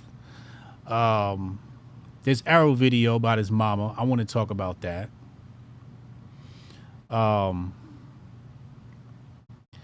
right, let's just end off with Neo and PayPal, and then we'll go to the phone lines. If you want to get on the phone lines, 202-596-5631, 202-596-5631. All right, let's see what Neo has said here that got him canceled. Parents have almost forgotten what the role of a parent is. Amen. It's like, okay, Lost control. If your little boy comes to you and says, Daddy, I want to be a girl, and you just let him rock with that, Right. He's 5. Right. And where did he get that If from? you let this 5-year-old boy decide to eat candy all day, he's going to do that. Exactly. Like, when did it become a good idea to let a 5-year-old, let a 6-year-old, let a 12-year-old make a life-changing decision for themselves? Right. When did that happen? Right. Like, I don't understand that. I don't get that. And to medicate these young kids that are 5, 6, growing up and knowing that it affects their brain. It affects their organs. It makes them sick. But they're not allowed to do drugs. They're not allowed to do alcohol. Right. We can medicate them He can't up. drive a car yet, but he can decide his sex. Right, right. What sexual orientation, and he can cut off his pee-pee, and that, to me, that makes no sense And whatsoever. so I don't know if this is true, but I heard a rumor that they either passed or are trying to pass a law in LA that states if your child comes to you and asks to do some of these things and you say no, they can take your kid from you. Yeah, that's true. Just passed in California. That makes no sense. They want us to have no control over our children. I don't get it. In schools, I don't get it. Hospitals, libraries. Yeah. They just want to manipulate. You got to understand when they're so young and they're already, that's impressionable. That's right. First of all, shout out to Gloria Velez. For us folk that came up in hip hop in the 90s and 2000s, she was one of the most famous video vixens of the time. Top notch. We used to be in love with Gloria Velez. Shout out to Gloria Velez. And from them, they're going to believe what you say. I mean, we say Santa Claus is real. You know, the Easter Bunny. Believe it. Like, right, come on. exactly. Like, you gotta they know what they're doing. Remember who you're dealing with. Like I can't take credit for it, but I heard somebody say one time, he was like, all right, if your son comes to you and says, Daddy, I want to be a girl, ask your son, what is a girl? That's a good one. What is he going to do? He's going to say, well, he might want to play with dolls. All right, you want to play with dolls. Fine, play with dolls. Right. But you're a boy playing with dolls. That's I want right. to wear pink. All right, cool, wear pink. But you're a boy That's right. wearing pink. No issue with the LBGT. I have no problem with with nobody. So first of all, we got to understand this video is an op. This video is an op, and I need, for $50 worth of Syscoin, can anybody point to why this is an op? How I know this is an op? Who in the chat can tell me, for $50 worth of Syscoin sent to your Pally wallet, who can tell me how you know this video is an op? How do you know Neo has been set up? Does anybody tell me why? Anybody tell me how? Pro 2 Cal. Pro 2 Cal. You beat Goldstein. You beat Goldstein. That Vlad TV in the corner. Pro 2 Cal. Make sure you download the Pally wallet. Send me your address on Twitter. Hashtag Grift Report. Hashtag Syscoin. So we don't lose it. Hashtag Syscoin. Actually, do hashtag Syscoin and tag me with your Pally wallet address so I can get you. Cannon said it too. Vlad TV in the corner. Vlad set him up. Vlad set Neo up. Vlad knew this was going to get Neo canceled. Do we see Vlad's face anywhere on this screen? Let me hear his voice. Set Neo up. Is my kufi on tight? That's not too tight. But it's just tight enough. When you see that, is one place I will never go and do an interview, and it's that Vlad TV couch. I'm terrified of that couch. I am terrified of that couch. You know, it's a wrap for you if you're sitting on that couch. Either you need the exposure, and I never want to be in a place where I have to go to somebody's studio because I need the exposure.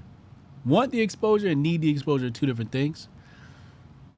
But if you need exposure that bad, you got to do Vlad TV.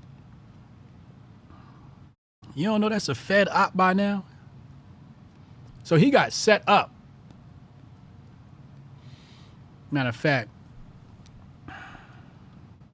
we got to find out when this interview was just to see how long it took to set him up.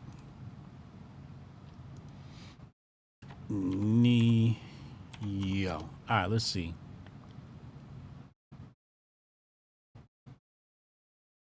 Looks to be rather new. Looks to be rather new. Here, I'll show you my search results here.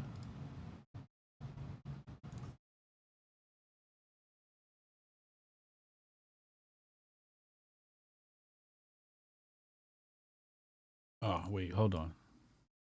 Look right here. Boom. Boom. Let's fix that on the screen. Wait, what the hell?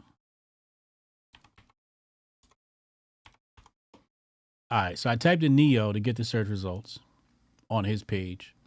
So he's got clips coming out. One of them was 29 minutes ago, a day ago, 3 days ago. But it looks like this came out. Gloria Velez and Neo, members only exclusive, August 3rd, 2023. Vlad TV staff writer. Damn, you don't even let your staff writers put their name in there? Who's the staff writer? You know what that means? Probably got some dude in Indonesia or Malaysia somewhere posting these forums. So this is probably somebody in Ukraine. It's not an American doing any of this stuff. Anyway, let's come back. So I just wanted to point that out because I just noticed it. I'm like, oh, it's a Vlad TV interview. So this is an op. This is a recent op. Vlad knew better. I would never, ever, ever, ever, ever bring a celebrity on my platform and ask them questions that I know if they get wrong, it'll get them canceled. Not if I cared about them. And I got a bunch of celebrities that follow me. If they came on my platform, I would never ask them about gender reaffirming care or none of that stuff, unless in the green room I said, hey, or they said they came to me. I wouldn't even ask them in the green room, but if they came to me in the green room and say, hey, I want to specifically talk about this, I would first issue a warning and be like, bro, you don't want to do that. I've had people come on my platform before in the green room, mention to me things that they wanted to talk about, and I'm like, nope, I can't allow you to talk about that. I've had people text me and say, Hotep Jesus, I want to come on your platform and talk about this. And I'm looking at it like, this is going to get a lot of fucking clicks. And I responded, I can't let you do that. I can't let you assassinate yourself like that.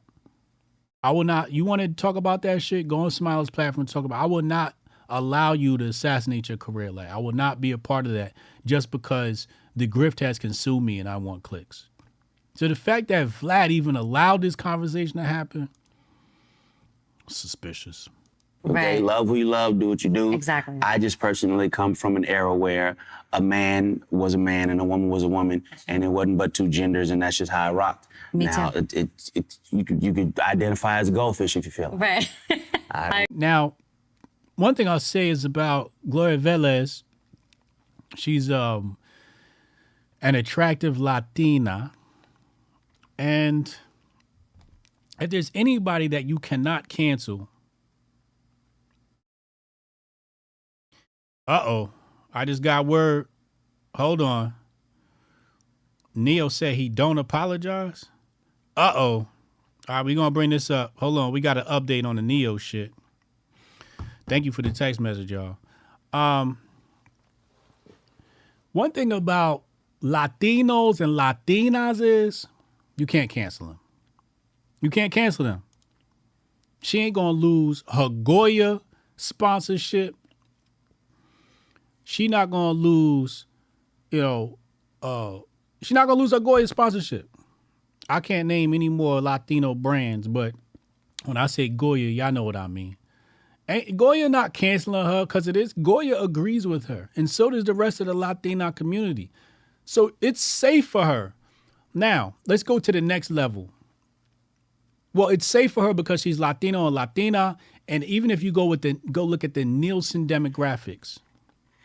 Let's pull up the Nielsen demographics readout, and let's go Nielsen most loyal race, right?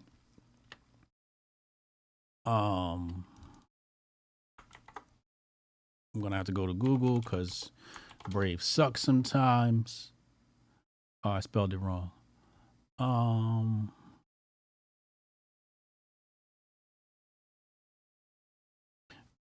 Nielsen, let's go brand loyalty.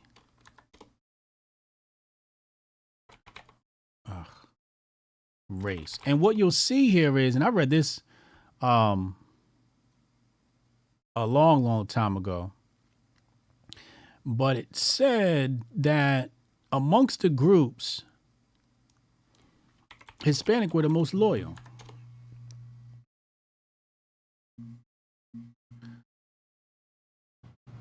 Here's an article. Hispanic consumers are known to be loyal to brands that speak to them in their language and connect with them through culture, values, and tradition. Right? I don't want to take up too much. Study finds brand loyalty drops as Hispanics acculturate.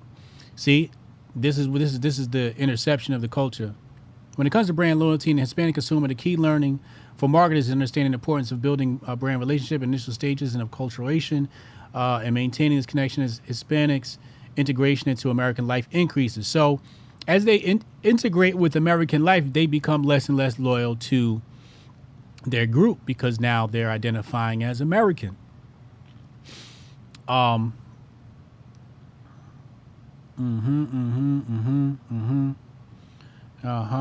Okay, and there's a concerted effort to keep in touch with relatives in the homelands, all language, All right, I don't want to take too much time, but you guys can do your own research on brand loyalty by race. But they talk about how, and this was many years ago I saw this report, so, with the emergence of Latinx, I'm sure this may have changed a little bit. But this is a very loyal group and loyal to each other, something that black people need to learn from is the Hispanic community, right? So that's one aspect. The other aspect is she's a woman. And Fashion Nova is not canceling nobody. OnlyFans ain't canceling nobody. And whoever else that these clothing brands don't give a fuck. Women as a whole, if the dress is cute, they gonna cop the shit. They don't care if you support Trump or not. If it's gonna make their booty look fat and their waist look small, they gonna cop the shit no matter who and what the politics is.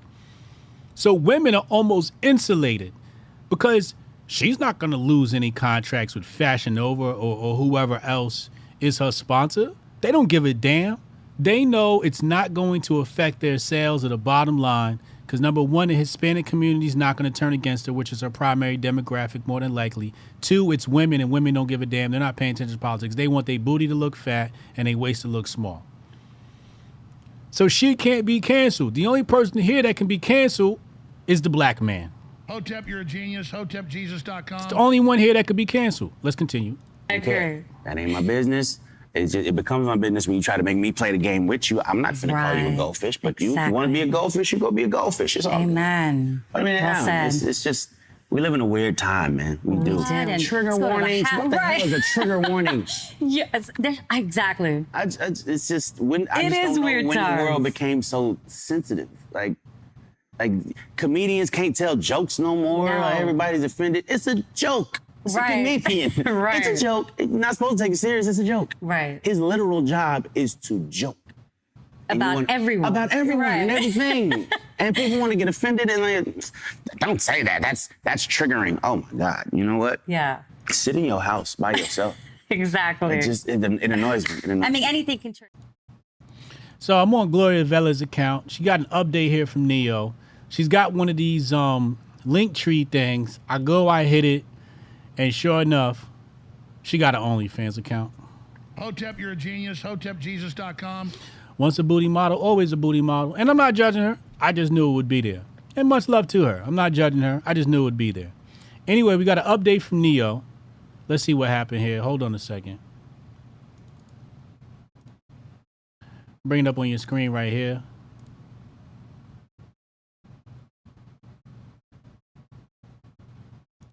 All right, listen. I normally don't give too much of a damn about what y'all think about what I do, what y'all have to say about what I say, whatever. I normally don't care because, like I said, opinions ain't special. Everybody got one. However, this is something I feel very strongly on, and I need y'all to hear this from the horse's mouth, not the publicist's computer. So check this out. First and foremost, I do not apologize for having an opinion on this matter. I am a 43-year-old heterosexual man raising 5 boys and 2 girls, okay? That's my reality. Now, if my opinion offended somebody, yeah, sure, I apologize for you being offended because that wasn't my intention. My intention is never to offend anybody. However, I'm entitled to feel how I feel. I'm absolutely entitled to feel how I feel the same way you are entitled to feel how you feel. I ain't asked nobody to follow me. I ain't asked nobody to agree with me. I was asked a question and I answered the damn question, okay? I have no beef with the LGBTQIA plus community whatsoever. I ain't got no beef with y'all. Do whatever the hell it is you want to do. Do what you want to do with your kids.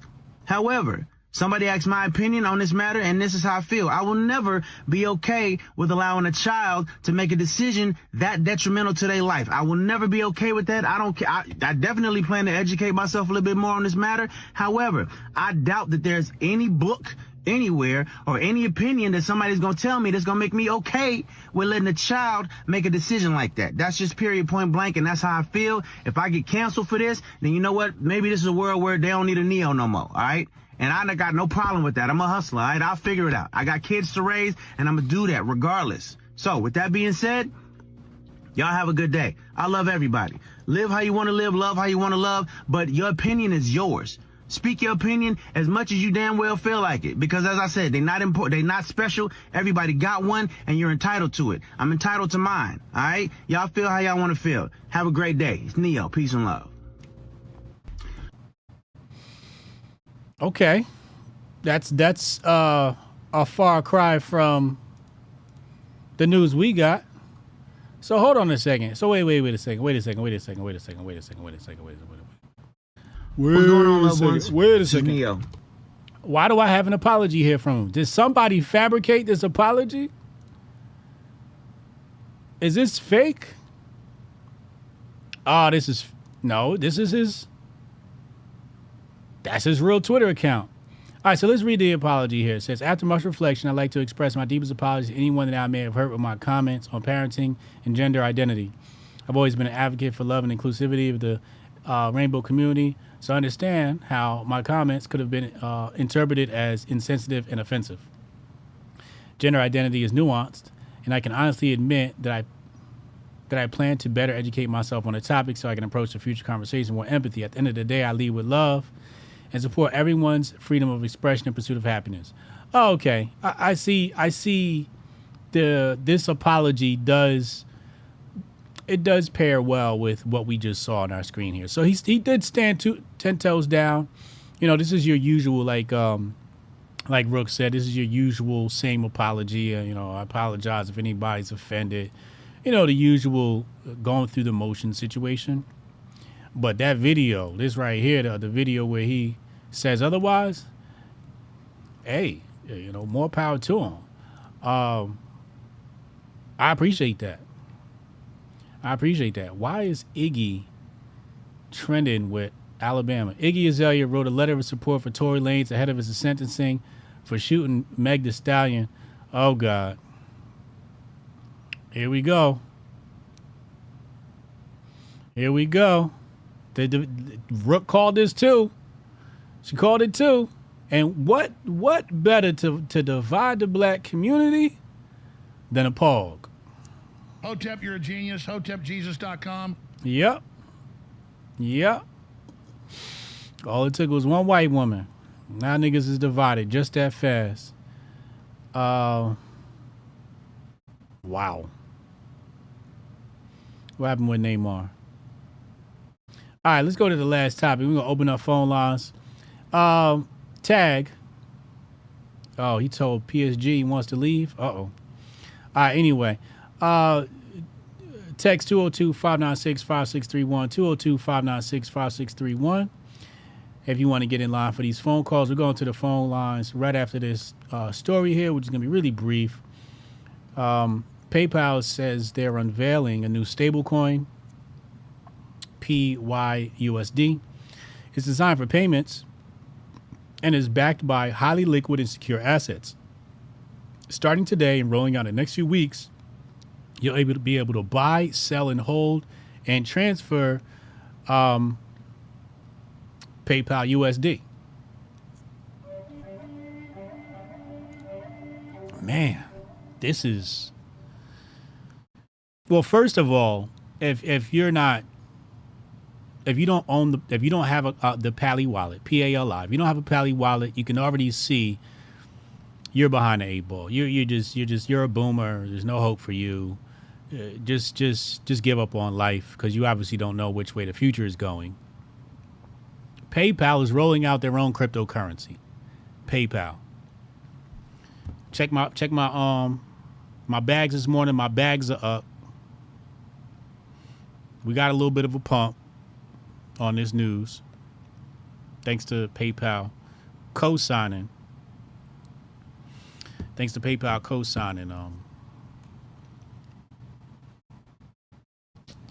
Cryptocurrency.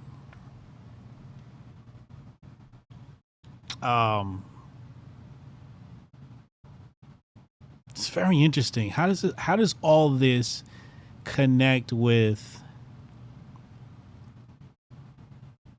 I know what we got to look at. You know what we got to look at? It's right here. The highly liquid and secure assets. What are those? Or who are those? Might be a better question.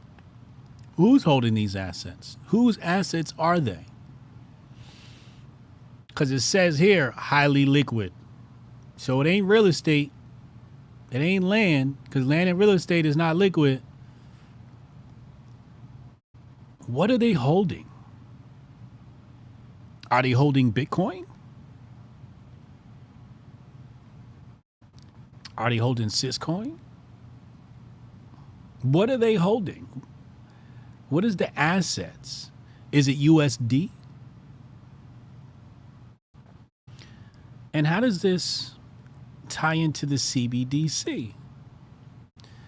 Obviously, the best way to tie this to a CBDC is PayPal, tens of millions of users, if not hundreds of millions, whatever amount of users that they have. Everybody's familiar with PayPal. Everybody's pretty much used PayPal before. So what happens when you receive your first PayPal crypto? What do? You are now in the world of crypto. This is your first introduction. For so many people, it's going to be your first introduction to crypto, but it's going to be through a stable coin. And the CBDC, as you know, will be a stable coin. So this may be a bridge. This may be a way of warming people up to the stable coin concept that have not made their way there yet. It's a lot to think about here. I can't wait to hear from our callers. So let's go ahead and open up the phone lines. 202-596-5631. Text your name. Text Hotep in your name. And then we'll go ahead and get you in on these phone lines. 202-596-5631. I'll be right back after this short commercial break. Yeah, I can try to get that handled for you. Again, it's only my second day, so if you can give me a second. How I'm supposed to do this? How the hell are we supposed to do this by 5 o'clock? I have no clue. Is that possible? Hey, do you have the password to... How'd you finish all your work already? He's not tapped in.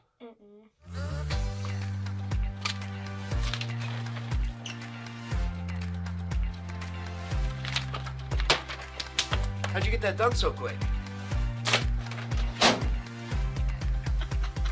They think they're gonna be able to budget that? It's money.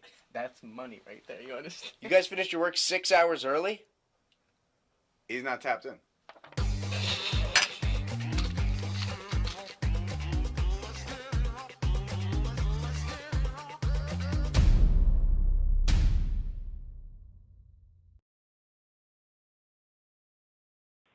Goldstein on the check-in. What up, Goldstein? What's happening? What's happening, bro? So, Project Rook was on fire today. I will say that. I do got pushback on one of her things, though. Okay. That's the Neo take. Okay. I think that when you're in a certain position, when you are able to expand your sphere of influence to such a degree that you can influence a number of people, it's incumbent upon you to, if you're going to enter into certain fights, be about that. Otherwise, stay out of them. Right? So if you're going to enter into this culture war in this regard... Well, she did say that. She said exactly that. She said if anything, he should have stayed quiet if he wasn't going to follow through with it. She did say that, but then she went on to say that you should just, that the best tactic is to stay quiet. And I don't think that's the case. I don't think that's the case, especially if you're able to influence people to the degree that he is. Because it's just, there's bad people just work overtime, bro. They work overtime. And they only succeed when good people don't say or do shit. That's true. That's why I feel like if you have a sphere of influence and you choose to stay out of it, cool. That's on you. You have to answer for that. That's your personal penance that you have to pay to the universe for being gifted with what you were gifted with and not utilizing it to its fullest.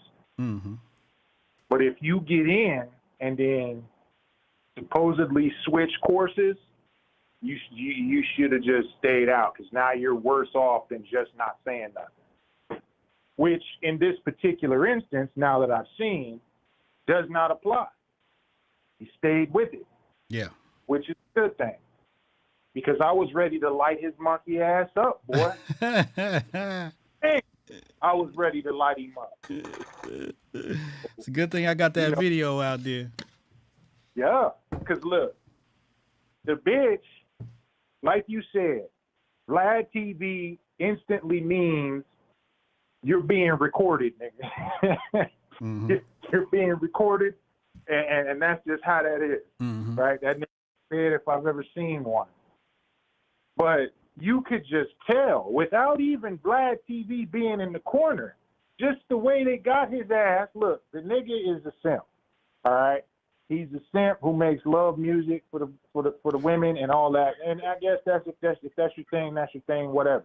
But you could tell how you can get at a nigga like that. You just sit a pretty bitch across from him. That's it. And the way she kept prodding him and talking to him, I got a lot of homies that had a lot of disclosure.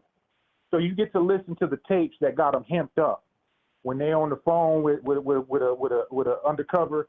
And you could tell because they all have a certain pattern in their questioning and how they try and lead you down certain paths.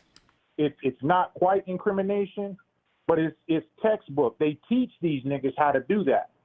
And she was doing just that, albeit she had an advantage in that she is a pretty bitch and this is a simp nigga who's going to fall for a pretty bitch. He just going to open it all the way up for her. So you could just see how she kept talking. Oh, and this, and then he said, yeah, and he'd make a point, and she'd be like, yes, yeah. It's just all leading a nigga like that. So without even Vlad being involved, you could just tell that they were setting that nigga up just from her. Yeah, because in his video that I played at the end there, he said, look, I was asked a question and I answered it, which shows he didn't come there to talk about that. They set that up. Exactly. And if it would have been Vlad or some nigga asking him that, I seriously doubt they would have had him that open. But they know what they doing over there because that's Langley's best. They know what they doing over there. That's how they roll, man. So shit. I mean, it was obvious, but I'm glad he stuck to his motherfucking guns because, man, fuck all that. If you gonna listen, and this is for anybody who may hear this, who's an aspiring artist, if you make it big, or if you are currently big, because I know you fuck with a lot of big niggas, pause, and a lot of influential people listen to this show. So if you're listening, just listen to this if you don't listen to nothing else. Jason Aldean had a #1 hit. That's all you need to know about how cancel culture works nowadays. That shit on the other side of the argument, the shit that we all agree with, has just as big of an economy, if not bigger, than the shit they on. It's just motherfuckers on this side of the aisle don't quite understand that yet. Facts. This nigga had a #1 song, and he is doing just fine. Now, even though his weak ass bent the knee, right, that didn't change the fact that motherfucking song resonated with people to put that shit above all the other dumbass shit on that chart. Yes. So you don't have to bend the knee. The only reason you would bend the knee is if they say to you, listen, we know we can't get your opinion to hang you, But what we can do is get this motherfucking video from you at this party in 2011 sucking on this goat. Big facts. Big facts. That's why motherfuckers bend the knee. It ain't got nothing to do with ticket sales, shirt sales, none of that shit. That's why they bend the knee. They use blackmail tactics. And you know Vlad, he's plugged into the network. You know what I mean? He's plugged into that whole blackmail network that Epstein was plugged into. So, yeah, if they get you on the hook over there and they tell you some shit, best believe that's what it is. But they're not going to bend the knee because they fear that they might not sell a record. Man, it's just been proven false already. They bend the knee is because they're dirty as shit, and they don't want that to get out, because that is what will cancel. You saying dirt ornament from the past? Dirt on them from the past, running in them circles. Yep. It's Hollywood. That's what they use to cast spells with. Hollywood. You know what I mean? So now on to this Rumble, bro. The Rumble by the river. Oh, the Alabama brawl. Yeah. Rumble by the river. Wade. They was calling it fade in the water. That's what I call. Some broad on Twitter was calling fade it in that. the water. Fade in the water. On to this shit. Now, that was a lot of things. But what we really should focus on going forward is that should be looked at as an opportunity. Nothing else. Fuck all the race shit. Fuck all the goddamn all these niggas is acting up against shit. Fuck that. Fuck the two sides that Rook laid out, the coon and the nigga. Damn those opinions. We got to go with the third option. The third option is this was an opportunity. However that shit made you feel when you saw it, right? However that shit made you feel, if it was in a direction of unity for the black race, that's great. But take it even one step further. If you were to act that motherfucking way with a bunch of people walking out of the Fed, how much of a difference would that make? Oh, this a real Hotep brother. All right? So take that angst and that energy that you're feeling right now, focus that shit in a better direction. Because just sitting here banging on black and white and ha-ha and getting your rocks off because you done seen somebody that you feel like been shitting on you finally get shit on, like some broken ass female, right? If that's what you're feeling, fine. Take that energy, channel it in a more positive direction. Because ass whoopings are necessary. They're necessary. They were necessary for them dudes who jumped that nigga, right? And they got that. It was a bit excessive when it came to the chair and the lady, albeit funny, but excessive. Now, take that energy, start with the Fed. Start there, all right? You ain't even got to lay hands on them. Just show up. Just show up. Stand outside that motherfucker, right? Drink Henny, do whatever it is you want to do out that motherfucker, but start there, right?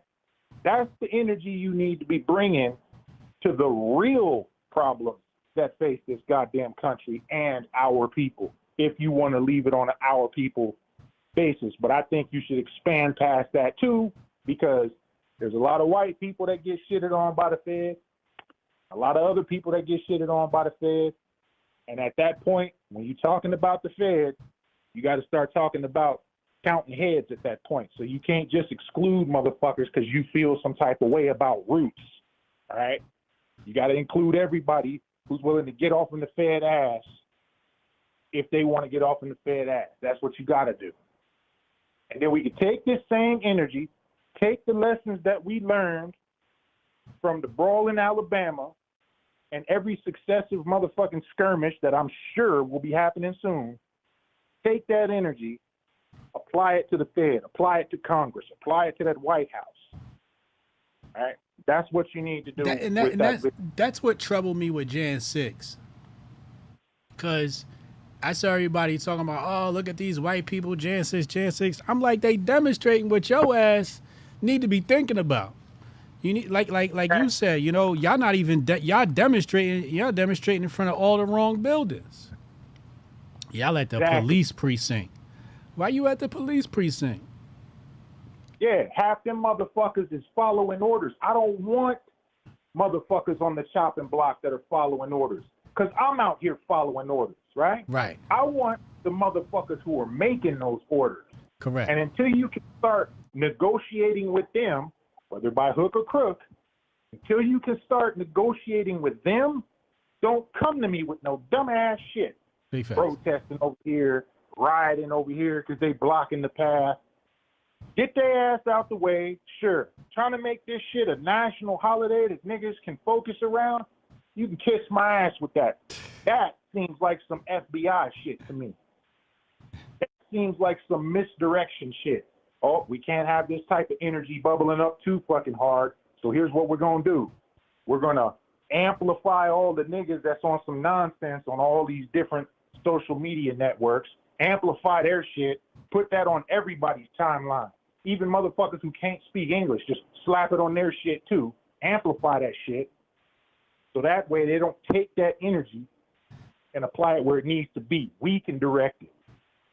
That's what that shit seems like to me. Because we know they fuck with algorithms and do all kinds of nonsense. So why the fuck wouldn't they do this?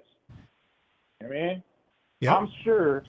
I'm sure that there's a ton of motherfucking other stories that can be covered by some of these outlets and some of these other motherfuckers today, but they choose this one. Okay, they're covering other shit too, but what you see is what they want you to see, not actually what's popping. And then they put the trending list up there as a motherfucking way to back that drag up. Like, but look, it's trending. No, it ain't. It's trending because you said it's trending. So I don't fucking buy that shit. You know what I mean? That's like the terrorist watch list when they threw that shit out after 9/11. That was just something for you to look at that they can fuck with the lever on whenever they wanted something about your ass. It's the same with the trending topics. This shit ain't that serious. They even got Jason Whitlock on the beat. Come on, man. Word? Yeah, this nigga commenting on this shit like it's some goddamn social crisis. Commenting on what? The Alabama brawl? Yeah. Really? What'd he say? Like all the shit he could have been talking about today, you choose this. And I don't give a fuck if I agree with what he says or not. Nigga, you in a position where you have to choose wisely what you fucking influence people with. And this ain't it. This ain't it. He says, the Montgomery melee is sad all the way around. What might be most sad is if the security guard had been jumped by 2 to 3 black men. Oh, he said no bystander would have done anything to rescue him. The first 3 to 4 rescuers were heroic. The rest just opportunists. Look, I agree with that take. I agree. If there would have been a gang of niggas fighting, that would have just been a gang of niggas fighting right there. Right? I agree with that take. I don't agree with it for the same reasons, but I agree with that take on its face. That's just how that would have went. All right? But, nigga, we on the verge of World War fucking III. Really? This is what you choose to cover with your motherfucking platform, with your voice. Get out of here, man. Get out of here. That's the shit I'm on. Like, I'm like, yo, okay, it happened, great. Get your laughs on, I made some videos. The shit was funny to me, right? Because violence is always funny to me. That's just how it is. But at the end of the goddamn day, put some shit in perspective. Don't be blowing this shit up further than it should be. This should be a ha-ha moment for about an hour, and then you move the fuck on with your life. Indeed, indeed. I All can't right, disagree with you. I got 4 other colors on the line. Appreciate you, Goldstein. I gotta let Strong Dad on before he whoop me. Big facts. You know he waiting. Yeah. All right. We'll have a bill. Yo, Strong Dad, go ahead, yo. Call in, bro. Insane in the Membrane said over on Rumble, thank you for the super chat. He said, a real man with testicles will stand by his convictions, no matter if he is famous or not. everyone should read or listen to Dr. Michael Savage's book, Liberalism is a Mental Disorder. I like that title. It reminded me of that tweet I just posted. Inspired that tweet. Call from Strong Dad, what up, yo? What up? What up? I'm glad I got in. Ghosting, good job on your timer. You know what's funny is your ass used to be the one going long. You're right. You're right. I've been learning lessons, man. I've been trying to be less long-winded and be more concise. I like that. I like that. So listen. First of all, I don't accept Neo. I believe that still to this day, I'm very firm on, if you know that you ain't got the wherewithal and the guts to stand up to what you say, don't fucking say it, period. Don't well, say he it. stood up. He said he meant what he said. He said what he said. No. In the video, you watched the video? I watched the video, but I saw his, unless his publicist posted that, to me that's worse because you apologize and then you was like, oh no, now the niggas is coming at me. Let me verify. No, I'm not with it. I'm not with it. But so I like the strategy here. The strategy is post my apology on Twitter because that's just where all the fucking pigs be at. Twitter's like the pigsty of the internet. It's just real like dirty. You know what I'm saying? So, but then, post your video on Instagram where you don't have that. Like Instagram has like a barrier to bullying almost. I feel like Instagram is where a lot of the like, it's like Black Twitter vacation spot. That's where they go if they're not on Twitter. Yeah, well, the hood's on the hood's on the gram and the book. I call it nigga news whenever, because my wife, she loves Instagram, and she'd be like, "Did you hear about this?" I'm like, I don't listen to nigga news. Nigga news. But listen, this brawl, because this is the only topic I actually care about, and I kind of agree with Goldstein with pretty much most of what he said. Here's the thing, okay? I feel like Jason Whitlock, for instance, I feel like there's several types of Black people who respond to events that could be perceived through a racial lens or not. There's Black people who've never experienced violent racism. There's Black people who've experienced corporate racism or red-white racism. For me, I've experienced physical violent racism between, in prison and even before prison. When I was out here, I've been jumped by white cats on some shit. I've been jumped by regular, unseemingly racial white dudes who just get racial animus when they start trying to attack. And I wish that I had a sea of brothers and sisters ready to come to my defense. So when I saw that, I applauded. I of course, I don't condone, going right to violence. I believe that de-escalation should be the first thing a man does. But these men weren't trying to de-escalate shit. And they needed to get their ass whooped. I don't condone hitting a woman, let alone hitting a woman with a chair, even though it's hilarious. I don't condone that. But people don't, a lot of times what I hear is everybody's always looking at it, between black and white and this and that. But let me tell y'all something, man. I done seen white people with massive amounts of Black friends and family show up in prison and become a Nazi the next day. So everybody's got a little bit of racism in them, and it always depends on the scenario in which they let that racism show. Sometimes it's a little bit of animus, and sometimes it's a lot. But race is real, whether people choose to acknowledge it exists or not, whether people choose to acknowledge that people are thinking about it when they fight or not. And from Whitlock's, perspective, if this was a group of niggas fighting, then it'd just be a group of niggas fighting. This might be true. But it wasn't. It wasn't. And people only make them kind of what if scenarios if they ain't never actually been in some real shit before. And that's my perspective on that. You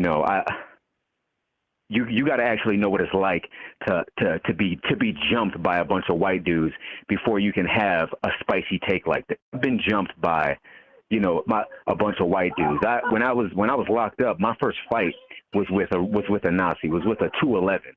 You know what I'm saying? So your mind, everything changes when stuff like that happens. And like I said, if a sea of Black people coming to defend you, yeah, they're trying to get in the mix. You know what I'm saying? Because that's how we are. We're always extra.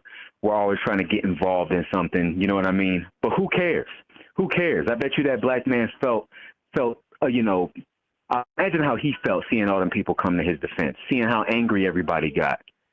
So I think that, if we want to defeat this racism narrative, if we want to defeat all of that, it's going to take a lot more than us being the humble Negro whenever somebody gets into a brawl or something like that, because that's another. They always want black people to take the high road, and I'm with that high road shit. Forget it. I'm not with it. You know what I mean? If it's a small situation, sure, but this ain't a moment to take the high road.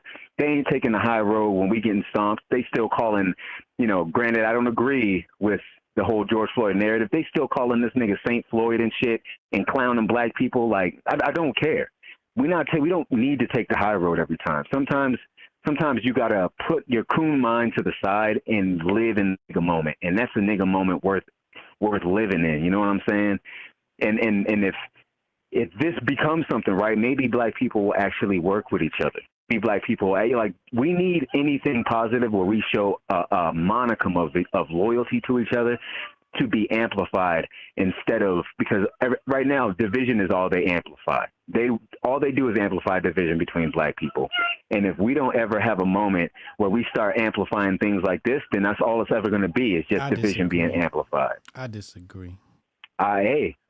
You might, I understand that. Hotep, you're a genius. Hotepjesus.com. Bonds held by fickle substances are fickle bonds. It's like having a relationship with somebody based on sex. You don't really have a relationship with this individual. So when a people bond over some bullshit, are they really bonding?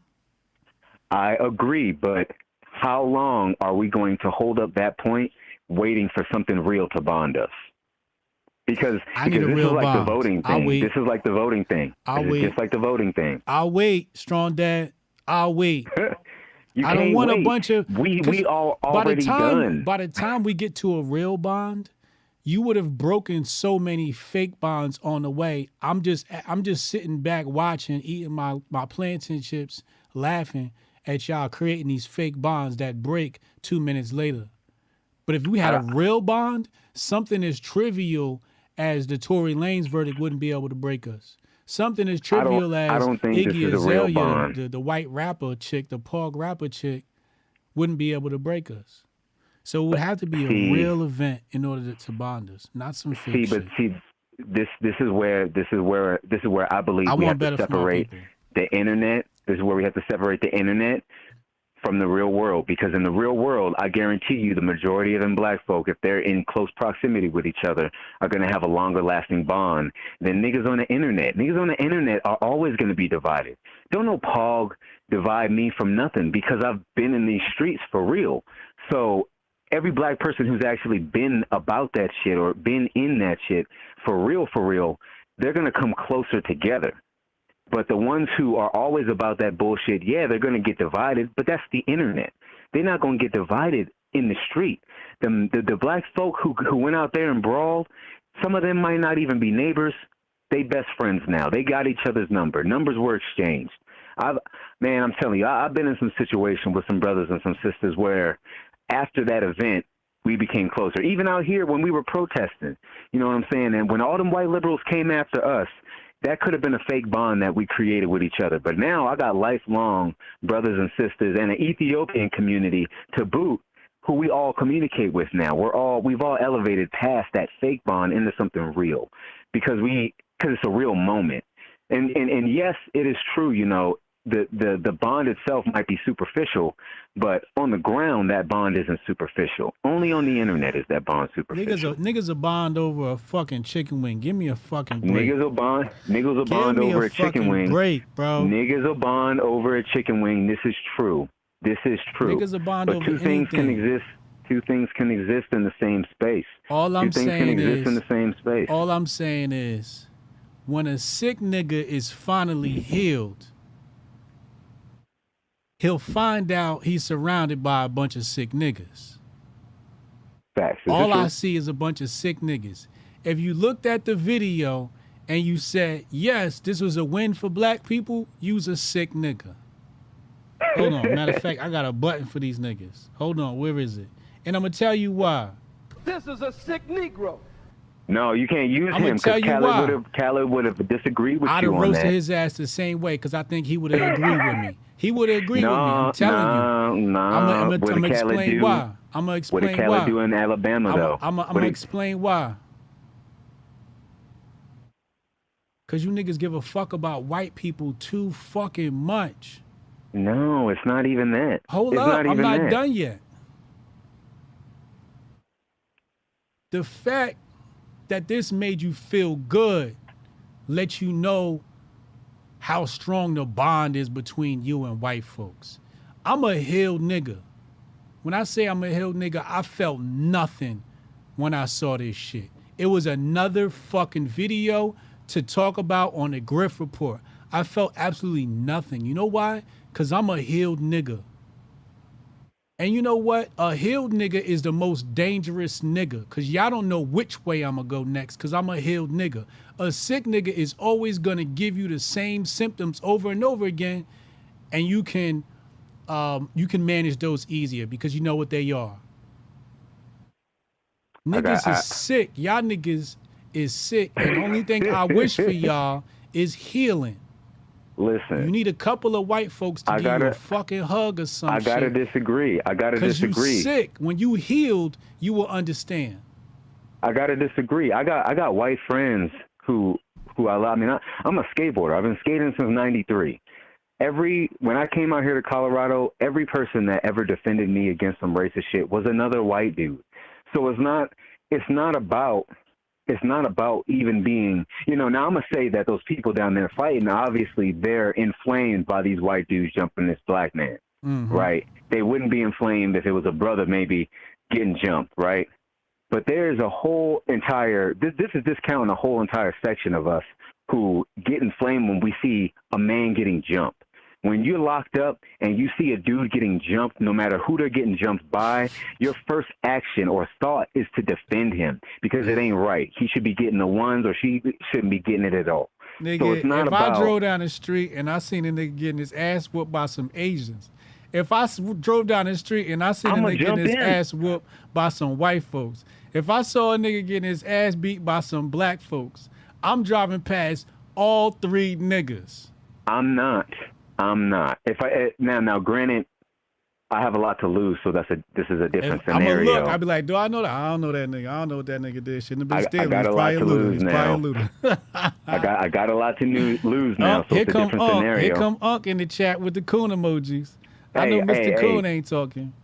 Hey, but listen, like I said, I've been in that life, and getting jumped ain't no joke. Getting jumped for real ain't no joke.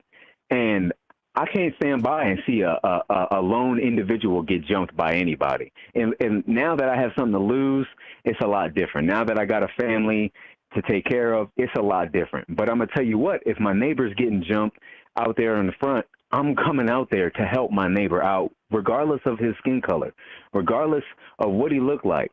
To me, this is a win for black people because finally black people ain't just sitting around videotaping some shit. They actually jumped in to stop some shit.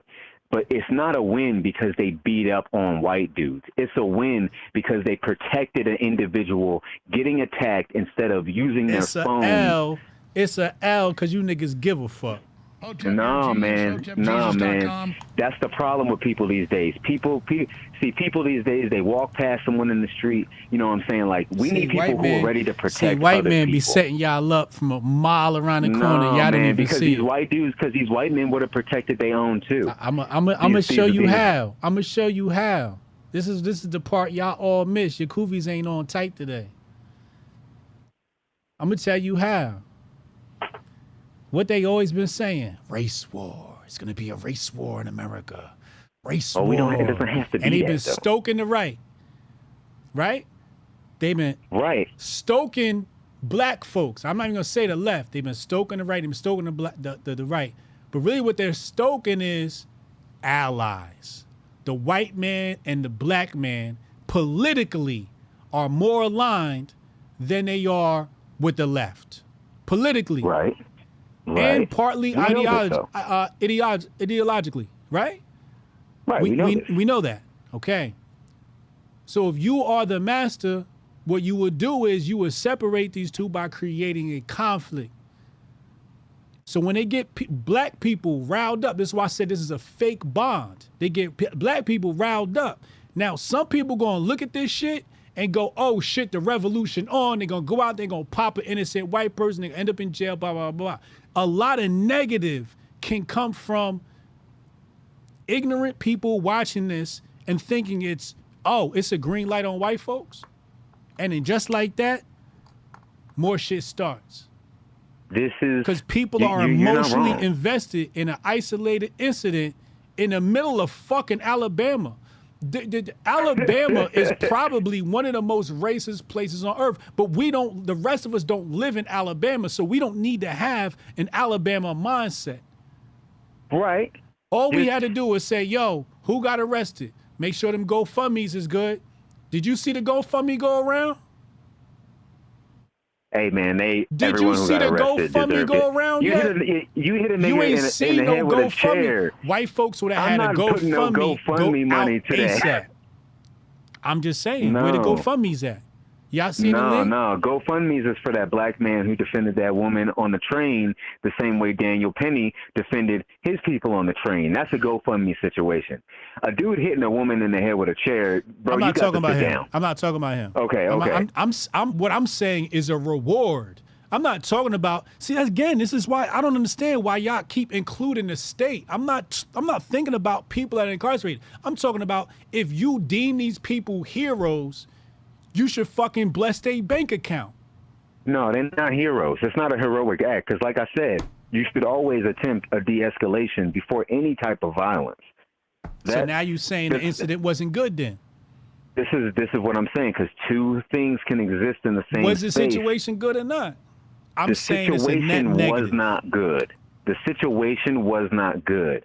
But the people. This is what I'm talking about. If you've never been in a situation like that, then it's easy to say from the outside it's not good. But until you are in situations like that in your lifetime, you'll never actually understand how people's emotions act in those situations. It's easy to philosophize on things that we haven't been a part of.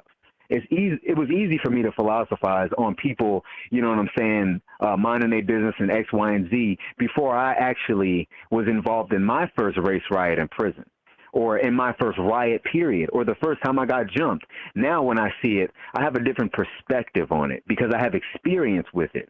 So what I'm saying is that even though this was not okay, even though that this was not this was wrong, and even though this wasn't a win for black people in this perspective, that situation was indicative of the things we do and do not do, which is defend each other on a regular basis. I cheer it. I've never questioned that. Listen, I am not impressed because a bunch of niggas beat up some white folks. It's not impressive. It's not impressive. That to happen, my nigga. It's not impressive, but I don't because we've seen it not happen plenty of times. When? Where we'll be like, and you know what? When have you ever seen niggas allow a white man other than a cop? A white man other than a cop. I ain't never seen it. I ain't never seen it. On Black People Bad Twitter, I have seen many instances where they show a black dude getting his just deserves from a group of dudes or from a subset of people, and no brother standing in the area does anything but watch or whip out their phones and say, "Hey, y'all need to stop." You know what I'm saying? I've seen it, and also a group of black men. We've seen like the Daniel Penny situation. There were no black men in that video. Black men don't sit around and let injustices happen. That's an isolated incident. White men don't sit around and let injustices happen. Men don't sit around and let injustices happen. Correct. So when we see an injustice happen, we're going to do something about it. And was him getting jumped not an injustice happening? That was an injustice. And the 16-year-old kid hopped off the boat. Wrong? What's his name? Aquaman hopped off the boat and fucking helped rescue this guy. I thought that was brilliant. I thought that was fabulous. But I'm not shocked. But it was when everyone else got involved. But I'm not shocked. No, it's fine that everybody else got involved. Those people deserved everything that they fucking got. That's what I believe from looking at the tape. I think more details may need to come out, but that the white folks, I would venture to say, I would bet money, probably deserve their ass whoop. What I'm saying is I'm not impressed. The only person that impresses me is the kid that swam 100 yards. That motherfucker is impressive. We need his name and we need his GoFundMe just for the fact that this nigga might need to go into the Olympics. He did this shit From what fully you're saying, clothed. though, we are on the same accord. The event itself isn't good, but that's them coming to defend him. That's the part we're talking about. But also, I want to go back to when you said that we need to be more like the Hispanic community. They would have done the same thing. Yes. Yes. They would have done the same thing. Yes. So here's this is what I'm talking about. Let's define Y'all niggas what is a acting like better Harriet unifying... Tubman came out of the ground holding hands with Frederick Douglass and shit. Hey man, they was like a dude from Pulp Fiction, you know what I'm saying, popping out of bowls of rice. Y'all niggas It was is like children, man. Y'all need to heal, man. Listen. We can define and express a better version of showing unity can be while still acknowledging that this was a moment where they showed some damn unity for the first time in a minute. Jabari said he got the kids GoFundMe link. Let's pull up his GoFundMe link. Let's see how much we've gotten Aquaman. If this shit ain't $100,000 by now, I'm gonna be really upset. Niggas don't have $100,000. Niggas ain't got no buying power. Niggas ain't got no buying power. But that's what I'm saying. There's no unity anywhere. Jabari, where is that? Judge Cannon. No, not that one. It's not popping up, Jabari. And did you see the video of one of the white dudes that was in it? He made a little video about it. Who made a video? One of the white dudes that was involved in it. He said, "Turns out that 68-year-old man can really throw him." Like they taking the L. I always respect the fight where people can take a L. I respect the fact that he took that L. But to me, this is not about a black and white thing. This is about actually showing like this is. You have a citizen getting his ass whooped. We're about to show everyone our solidarity. Look at us, guys. Oh, wow. No. We're a community. Let's hold hands and fucking sing Kumbaya. Man. This shit sound like pussy to me. No, man. You got a citizen getting his ass whooped, and then you got people standing up for the citizen. That's a good thing. Even if it's a bad thing that this is the action they took, at least we didn't watch a dude get jumped, and then that was just that, and then that was for the gram, and then that I feel like that would have stoked more of a racial divide than black people showing up and fighting. To be honest, you know what I'm saying? I don't see a racial divide in this. It's not pertinent enough. No one lost a life. All right, I gotta let you go because we got more callers. If I ain't have more callers, I'll stay here and argue with you. Hey man, that's good. Hotep and Bill, man. Hotep and Bill, yo. Strong Dad on the check-in. Taylor, you next. Taylor then Rudy. Let's go Taylor then Rudy. I gotta hear from Taylor. Here we fucking go. Taylor's the ultimate white supremacist. He's my homeboy, but he's a white supremacist. I can't say white supremacist. He's a white nationalist. A good one, though. He's like the white nationalist that I really love. I'm like, yeah, this is a good white nationalist right here. You know? Let's get Taylor on the line here. He's not really a white nationalist, how you purported, but that's just me and him joke.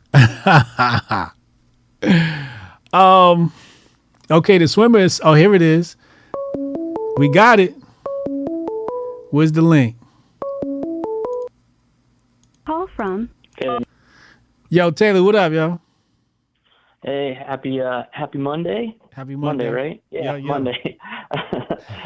Hey, just wanted to say a few things, but first off, Rook was great. I don't know how you're booking all these amazing guests, but they're always amazing. Shout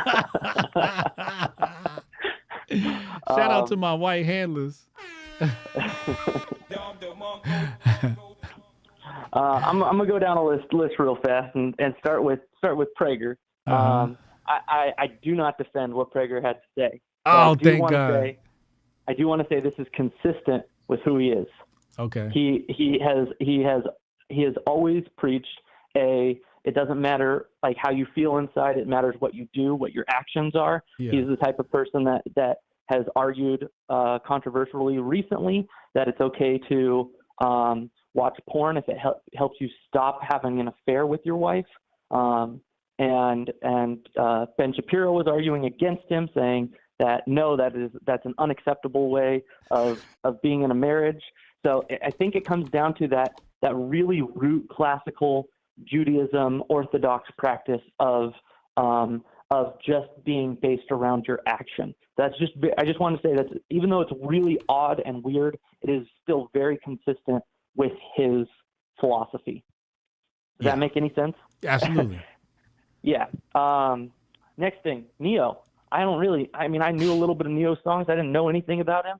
I was really disappointed with his first statement, but then when he actually came out and explained it, man, he got a lot of props from me. I don't know much about him, but that's the type of energy that a lot of these celebrities need to be having when they get controversial things coming at them. I just really liked what Neo was doing, like the way he came back with it. Absolutely. Not apology. And I do think it's time for a lot of these celebrities that they'll have to, when they have something like that to say, they'll have to step up and say it, and say it with their chest, and they might make friends with people that they wouldn't expect to be friends with, because there's a whole right-wing infrastructure waiting to embrace someone like Neo. Yeah, absolutely. No, you would. You would have Neo on your show right now, right? Absolutely. Yeah. Absolutely. And I think it would be safe to have, now I would feel safe to have the conversation because he came out and basically said, I said what I said, so now I'm like, okay, now I would have him on the show and have the conversation, because if you don't give a fuck, I don't give a fuck. You know what I'm saying? But I need people to know. And you can have the security of his shadow. Yeah. No, that's awesome. And then the last thing is the fight. The Alabama brawl. The Alabama brawl. Mm-hmm. I got two things kind of to say there. Is like I think you're absolutely right, and Strong Dad, we're absolutely right. Kind of there is in the when a real man sees an injustice, when real men see an injustice, they step in and stop it. And so it's good to see a whole bunch of people stopping that injustice. I'm a little wishy-washy on the timeline, but it seems that the first aggregator, the first people were those two white dudes that were punching the black security guard, and race is involved just as an identifier, but it's just good to see people get their people that were attacked, that were jumped, get defended. And I think that brings us back to a little bit of a larger conversation that has really been having my blood boil over the last little bit, is when we see all these videos of people getting attacked, whether it's, or just having their stores robbed or whatever, race indifferent, and just watching that injustice come, where no one's standing up to defend them. I think we are going to see a reversion back to our original principle. And what I mean by that is the original principle of America is you defend yourself. There is no police. There's a little bit of an army. Technically, we don't even have a permanent army. I know that's not really true since we've had a permanent army since basically the beginning, but technically we don't have a permanent army. You defend yourself. There's no police. Unless you and your local community make a police office, there's nothing like that. You have a gun, you defend yourself. And then I think we kind of shifted to, well, wouldn't it be better if a police officer took care of it? Because then we can be for sure certain that you're not the aggressor and that they are. And then the police officer comes in and handles it. You don't have to get your hands dirty. And then we kind of put all the authority in the police officers. And then police officers didn't monitor certain places. So then there was gang warfare and gangs popped up. And then they over-monitored certain places. And now they're going back to no monitoring or no stopping in those big cities. And I kind of almost cheered for that Arab guy that beat the thief stealing the cigarettes. Because I'm like, yes, like America, stand up and defend yourself. Why do we have to learn our own principles from immigrants?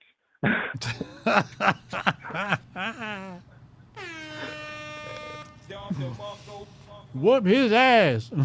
Now, okay, let's take a look at that incident. That's another incident where it's not a brawl. We're not exactly impressed, but we love to see it, right? Like you weren't shocked when you saw them. You were like, nope, there go those immigrants again, right? Mm-hmm.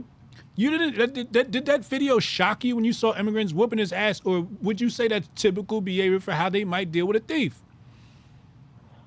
It didn't exactly shock me, but I mean, I wouldn't also be surprised if they get charged shortly after. Oh yeah, they're absolutely going to be. Absolutely. So when I see niggas beating up white folks, I am not shocked. That does not shock me, Taylor. So when I see niggas say they shocked by this shit, I'm like, you must not be around niggas or real niggas. Because I know that shit never went down when I was around and people I hung out with. We never had no situation like that happen. I've been around some bitch ass niggas where I got jumped and they didn't jump in. But that's such is life. But at the end of the day, listen, it's just a fucking video on the internet. And you can either take away the lessons or you can't. But championing this shit like this was a great slave rebellion of some sort, some historical event. I know for the internet, this is like a historical event for the internet. People got to talk about this in the yearly wrap-up. I know Justina's going to do the yearly wrap-up. She's probably going to talk about this shit. This is one of those events. This is a grifty style event. But it just didn't seem so significant to me. I was more interested in the PayPal stablecoin news. Yeah. Well, I would say even in the Alabama brawl, I mean, would it have mattered if if Aquaman or if one of the other security guards that came in, if it mattered if he had been white, black, Asian, or Latino? I don't think so. I think it's all about the fact. I mean, it might have for the grift, but I think it's all about watching someone get undeservedly jumped, doing his job, being the high-minded security force of that area, keeping boats moving, and having some ignorant imbeciles just say, no, we're gonna do it our way, and him saying, hey, we're not, and then all of a sudden you're not going to do it like that based on my authority, based on my knowledge, and all of a sudden getting jumped and people coming to his defense. Right. That's beautiful to see, and I'm actually kind of glad that it was like even like the king with the Arabs and whatnot. I mean, I'm glad that it stuck to hands and fists, or I guess a chair was involved and a broom was involved, but because I could easily see that, especially if I were kind of involved, and because I've never really been in a fight, but I am starting to carry. I'm learning my carrying skills. I don't know where that would have gone, because the moment you bring that into the equation, like that's a real possibility in America, and I kind of want to see this culture get the temperature the pressure get released with a little bit of hands and fists, so everyone calms down and stops acting a fool and start getting into fights before it gets to a place like Idaho where it's going to be guns first. Absolutely. You don't do that shit in Idaho. You ain't no, gonna make it home. Guns first here. You ain't gonna make it home. You do that shit in Idaho. That's a small town you don't want to fuck with. Mm-hmm. For sure. Yeah. Well, I can't wait to see you guys in Hotepcon. It's going to be the best weekend of the year, and looking forward to it. Hotep and Build. See you Hotepcon. Hotep and Build. My producer Taylor on the check-in. This guy that books all the guests. Oh man. Yeah, that thief definitely got what he deserved. He got his ass whooped. They whooped him like a little boy. January 6th. Adrian C says January 6th is a result of people being censored. Yep. Look right here. What it say on your screen? Aaron ain't got no GoFundMe. They got his Cash App. I see his Cash App floating around. He might have made a pretty buck from that, but we don't got no GoFundMe for Aaron. Aaron, aka Aquaman.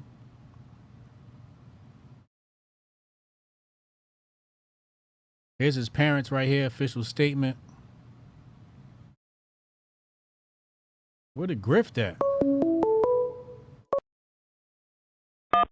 Rudy. Call from Rudy the Vet.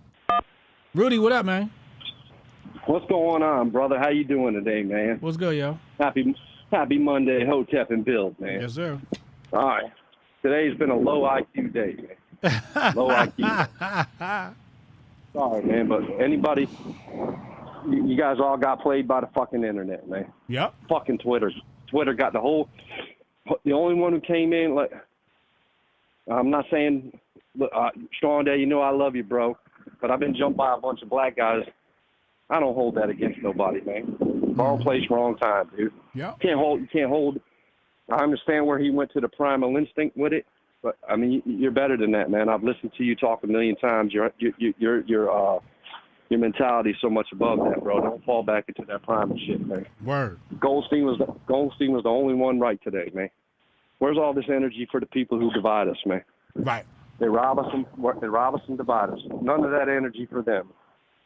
And Taylor, you're dead wrong, man. Dennis Prager is not a conservative. Dennis Prager is a fucking Brooklyn-born Jewish liberal who fucking had liberal views his whole fucking life, and then his money dried up, so he's now a conservative.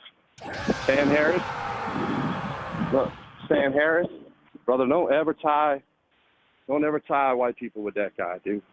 He's not. What's the name you got for the white left, dude? Tie people it to of that, whiteness? because, yeah, or whatever the fuck they are, man. Them He's a stupid POW. motherfuckers. Person of Well, whiteness. that dude ain't nothing but a hero of the left, dude. He's never accomplished anything. He writes bad books. He fucking bashed Muslims for years. And that's how he got famous, man. He's a piece of fucking shit. Nobody takes him seriously. He needs to be punched in the face. He needs to be met with violence. You know why? Because he's one of them ones that divide us. Wrong ones with the microphone, like I always say, man. Otherwise, man, Hotep and Bill, I'm trying to get in and get out, man. I ain't trying to be long-winded. I appreciate but listen, you, man. I mean, Goldstein had the best take, man. Best take, man. Where's the smoke for the ones who really divide us and fuck us, man? Yep. That's why Goldstein wins God Emperor of the Day, man. God Emperor of the Day. Hotep and Bill, y'all, and I'm out, man. Hotep and Bill. Goldstein, God Emperor of the Day. That's what Rudy said. I ain't say it.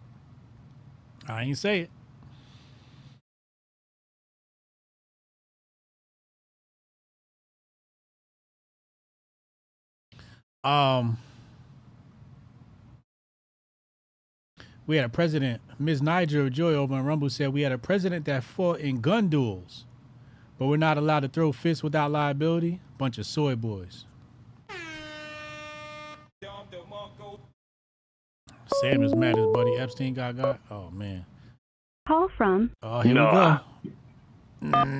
Jonah. Yeah. What up, man? What's good? First off, that fucking fight was pathetic. Fucking pathetic. The fight was pathetic? Yeah. Man. Not a good punch was thrown. The chair shot was fucking garbage for the one. I only watched one video. The ankle was garbage, maybe. Man. Yeah, like, if I did that when I was working, I would have just, like, fucking benched myself and, like, not paid myself. Uh-oh. What? No, go ahead. Continue. Okay. Anyways. That's all I have to say about that. I mean, I commented on Papa Hotep's thing there. It's like, man, this is just a division. Like, it's so ridiculous. And then you have all these people, like, some dudes, because he mentioned some dude had, like, Joe Biden's America. I'm like, well, that's defeatist and communist, right? You know? First off, you're saying it's Joe Biden's America. It's not your America, so like you're fucking defeatist. And the second, you're implying that if someone else is in power, then it's good America. Like, you're fucking a communist then. You're giving over. But anyways, that's all I have to say about that. Mm-hmm. Now, 8/8/23. Tomorrow. Tell you, Savior event if anything happens. Wait, what's that? What's 8/8? The Jason Aldean video. I tagged you in there earlier today. Well, he got a new video coming? I tagged you on whatever. I broke down where he's like, man, he literally has a scene in there where the clock hands are at 9 and 1. And then it's under fire. So it's like 91 under fire, which is the Las Vegas stage that he would have been on. Oh, okay. The Las Vegas shit. And then in the video, the cops have jerseys on. Well, I've never seen cops with jerseys. And 2 of them have 8s on. Huh? 2 of them have 8. Well, there's a 2 and a 3, so 8/8/23 right in the video. Oh, boy. So that kind of, now it was also, it looks like a Savior event instead of Antichrist. Okay. Because the harvest event was in October, which would be the end of harvest season. Yeah. August would be the start, depending on where you're located. Yeah. So you're coming back from the end to the start. A Savior event. Now, 8/8 is also a number that's tied to Trump a bunch. Uh-huh. It's also when he was raided last year. Yeah. So I'm thinking, if I was a script writer, I would have some shit pop off. You tie into the Antifa and you tie into the Cop City because you're in Atlanta. And then you have either him or his Secret Service pull out a Savior event. Mm-hmm. Mm-hmm. So that's thinking. Watch for something tomorrow with him. All right, no doubt. Appreciate you. Now, on top of that, did you like my little thing where I said it'd be like Reagan when his shooting happened? Mm-mm. And then I pulled up Bush Jr. is giving awards to Hinckley's family members. Oh, yeah? Yeah. Mm. Yeah. So, not only is the shooter of Reagan George Bush Sr.'s partner at Zapata, and he's also a Vanguard Oil in Dallas, Texas. Mm-hmm. But yeah, it was really the movie star that he was doing it for. And the movie stars all he was wanting gun bans, right? So then they come back and they name it the Brady Bill. That's where you have your licensing or whatever background checks because of that event. And there's definitely some hints that something's happening tomorrow, especially too with why the fuck did they make such a big deal about JCLG song? Who the fuck cares about JCLG? Yeah. So when they draw everyone's attention to it, they have the dates thrown in there, and then they put the 91 on fire. Mm-hmm. Yeah. All right, so we're going to keep our head on the swivel for 8/8 tomorrow. I think, Janet, though. Give it a look on your own time, All right, no doubt. Hotep and Bill. Hotep and Bill.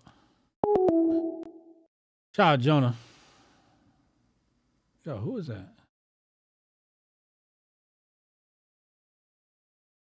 Oh, Kev. Go ahead, Kev. We're going to take Kev. And then we're going to close out the phone lines. Liberalism is a disability tweet you see on your screen right there. Just a little grifty tweet. Inspired by our live viewers. Appreciate y'all. Somebody won some Syscoin today. I think it was Pro2 Cal. Pro2 Cal won $50 in Syscoin today. Congratulations to him. Make sure you download the Pally wallet for a chance to win Syscoin. Pali. Pally wallet right on your phone. Cal, what up, yo? Kevin. Kev, what up, yo? Yo, what's up, man? What's up, yo? Listen, I was there the day that racism died in Indiana. Racism died in Indiana. Yeah. What happened? 1992. It was right around August. The Klan started coming around doing their fundraisers and their rallies. And they had it like in the county seats in Indiana. And I know when it came to Henry County, the cops set up and let the people go in, and they made sure nobody had any weapons. Everybody was sent in, and they segregated them. If you're pro or against, everybody was saying their piece, and it all went fine. Up until young black men blew up their spot and told them how it was, and they decided they were going to put their hands on him. And the other side, Klansmen, they had a couple officers that were unmasked and a couple politicians. They weren't politicians no more after that. We beat the shit out of them and ran them completely out of town. Oh shit! As soon as they started getting physical, we went through them stomping. It was probably easily 1,000 of us to maybe 120 of them. I mean, we sent most of them to the hospital. What was the unifying factor behind your group of people? Just that we didn't have any place for somebody trying to come in and get numbers for their group that just to divide people by color. A lot of our counties around here, there aren't any black kids in our schools, in the smaller schools. Yeah.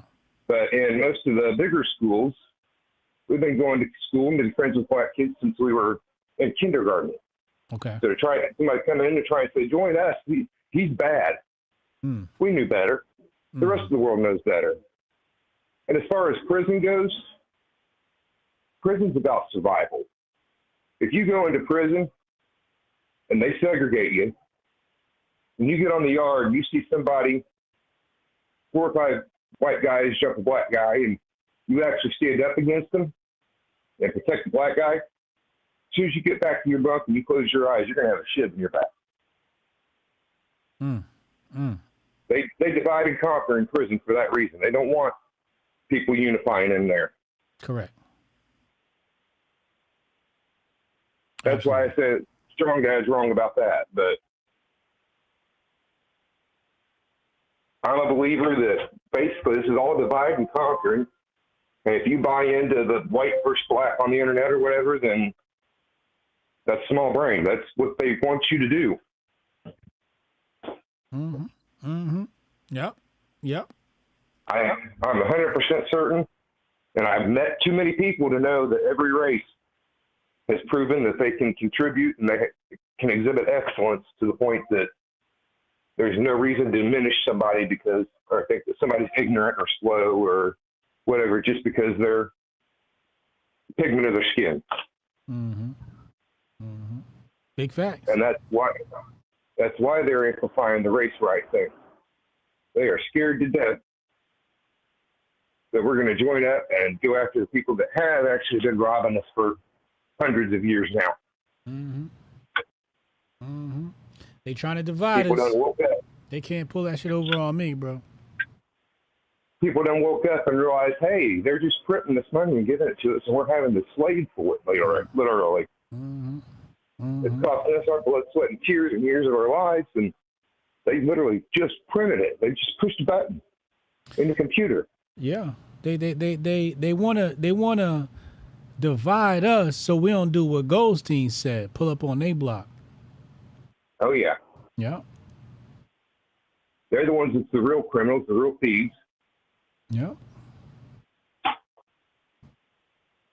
Ain't that the truth? Hotep and Bill. Thank you for the call, Kev. Yo, shout out to my producers, man. Make it all happen, man. Without y'all, man, fuck. Jason and Jason, Jabari,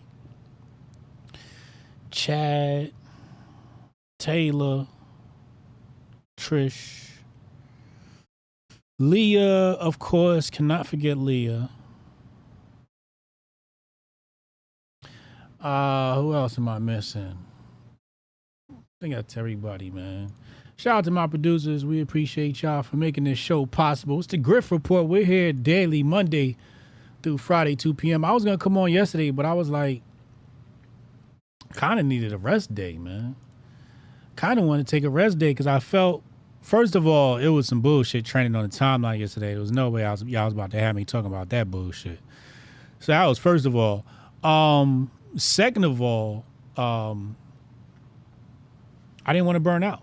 I felt like if I would have took that step, I would have burnt out because I had to wake up at 7 a.m. this week, 6 a.m. this weekend.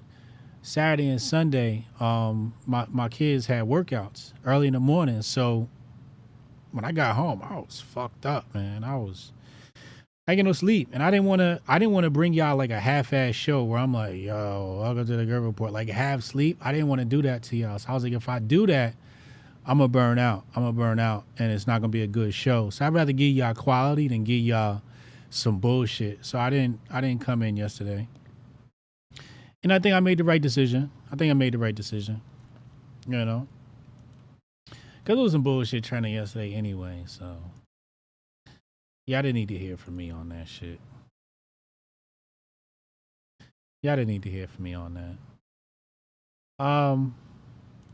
For all my supporters, for all the people that hold me down, you know what I mean? Shout out to my clients, all my Master Focus clients. We appreciate you. Do remember, coupon code in the link below is applied at checkout. You'll see it right there. See the discount and everything? Applied at checkout. Actually, that's an affiliate that showed up there. We do have an affiliate program too, so sometimes I'm demonstrating that for people. Oh, what did I type in? Grift Report. I spelled that wrong. All right, there we go.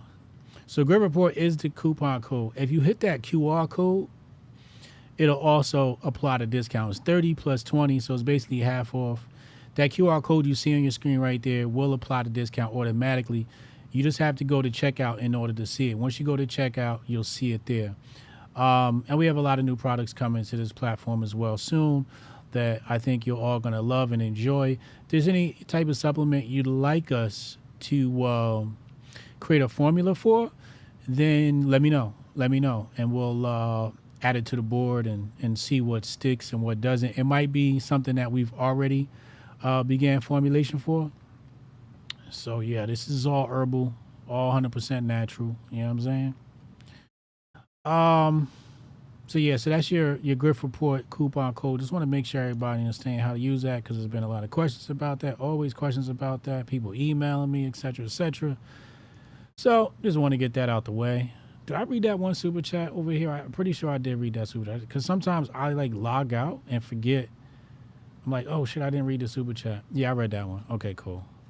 I do remember reading that. Hit the subscribe button. Hit the like button. Let's jam us up. Hit the like button. Hit the subscribe button. All that good stuff. We got 200 over on Rumble, 171 over on YouTube. Appreciate you. The show is growing. I love to see it. We're getting better at this. But I'll see you tomorrow, 2 p.m. for another episode of the Grift Report. For my paying users, patreon.com/Hotep's Been Told You. We got an episode of Hotep's Been Told You behind a paywall over on Patreon. It's Hotep's Been Told You. So we're recording that tonight with Uncle Hotep. That usually drops at like 11 p.m. Eastern time. So you'll have that little extra dose. It's like an hour show. Hotep's Been Told You. We got a lot to discuss. You know what I mean? So we're going to talk about this brawl. We're going to argue about this brawl. You know, me and Uncle Hotep. So you want to see me and Uncle Hotep argue about this brawl before Thursday? Because by the time we get to Thursday, we're probably going to be all argued out. But you want to see us argue about this brawl, tune in tonight. Patreon.com/Hotep's Been Told You to become a Patreon member. All right? All right, man. Hotep and Bill. Yeah, I can try to get that handled for you. Again, it's only my second day, so if you can give me a second. How I'm supposed to do this? How the hell are we supposed to do this by 5 o'clock? I have no clue. Is that possible? Hey, do you have the password to... How'd you finish all your work already? He's not tapped in.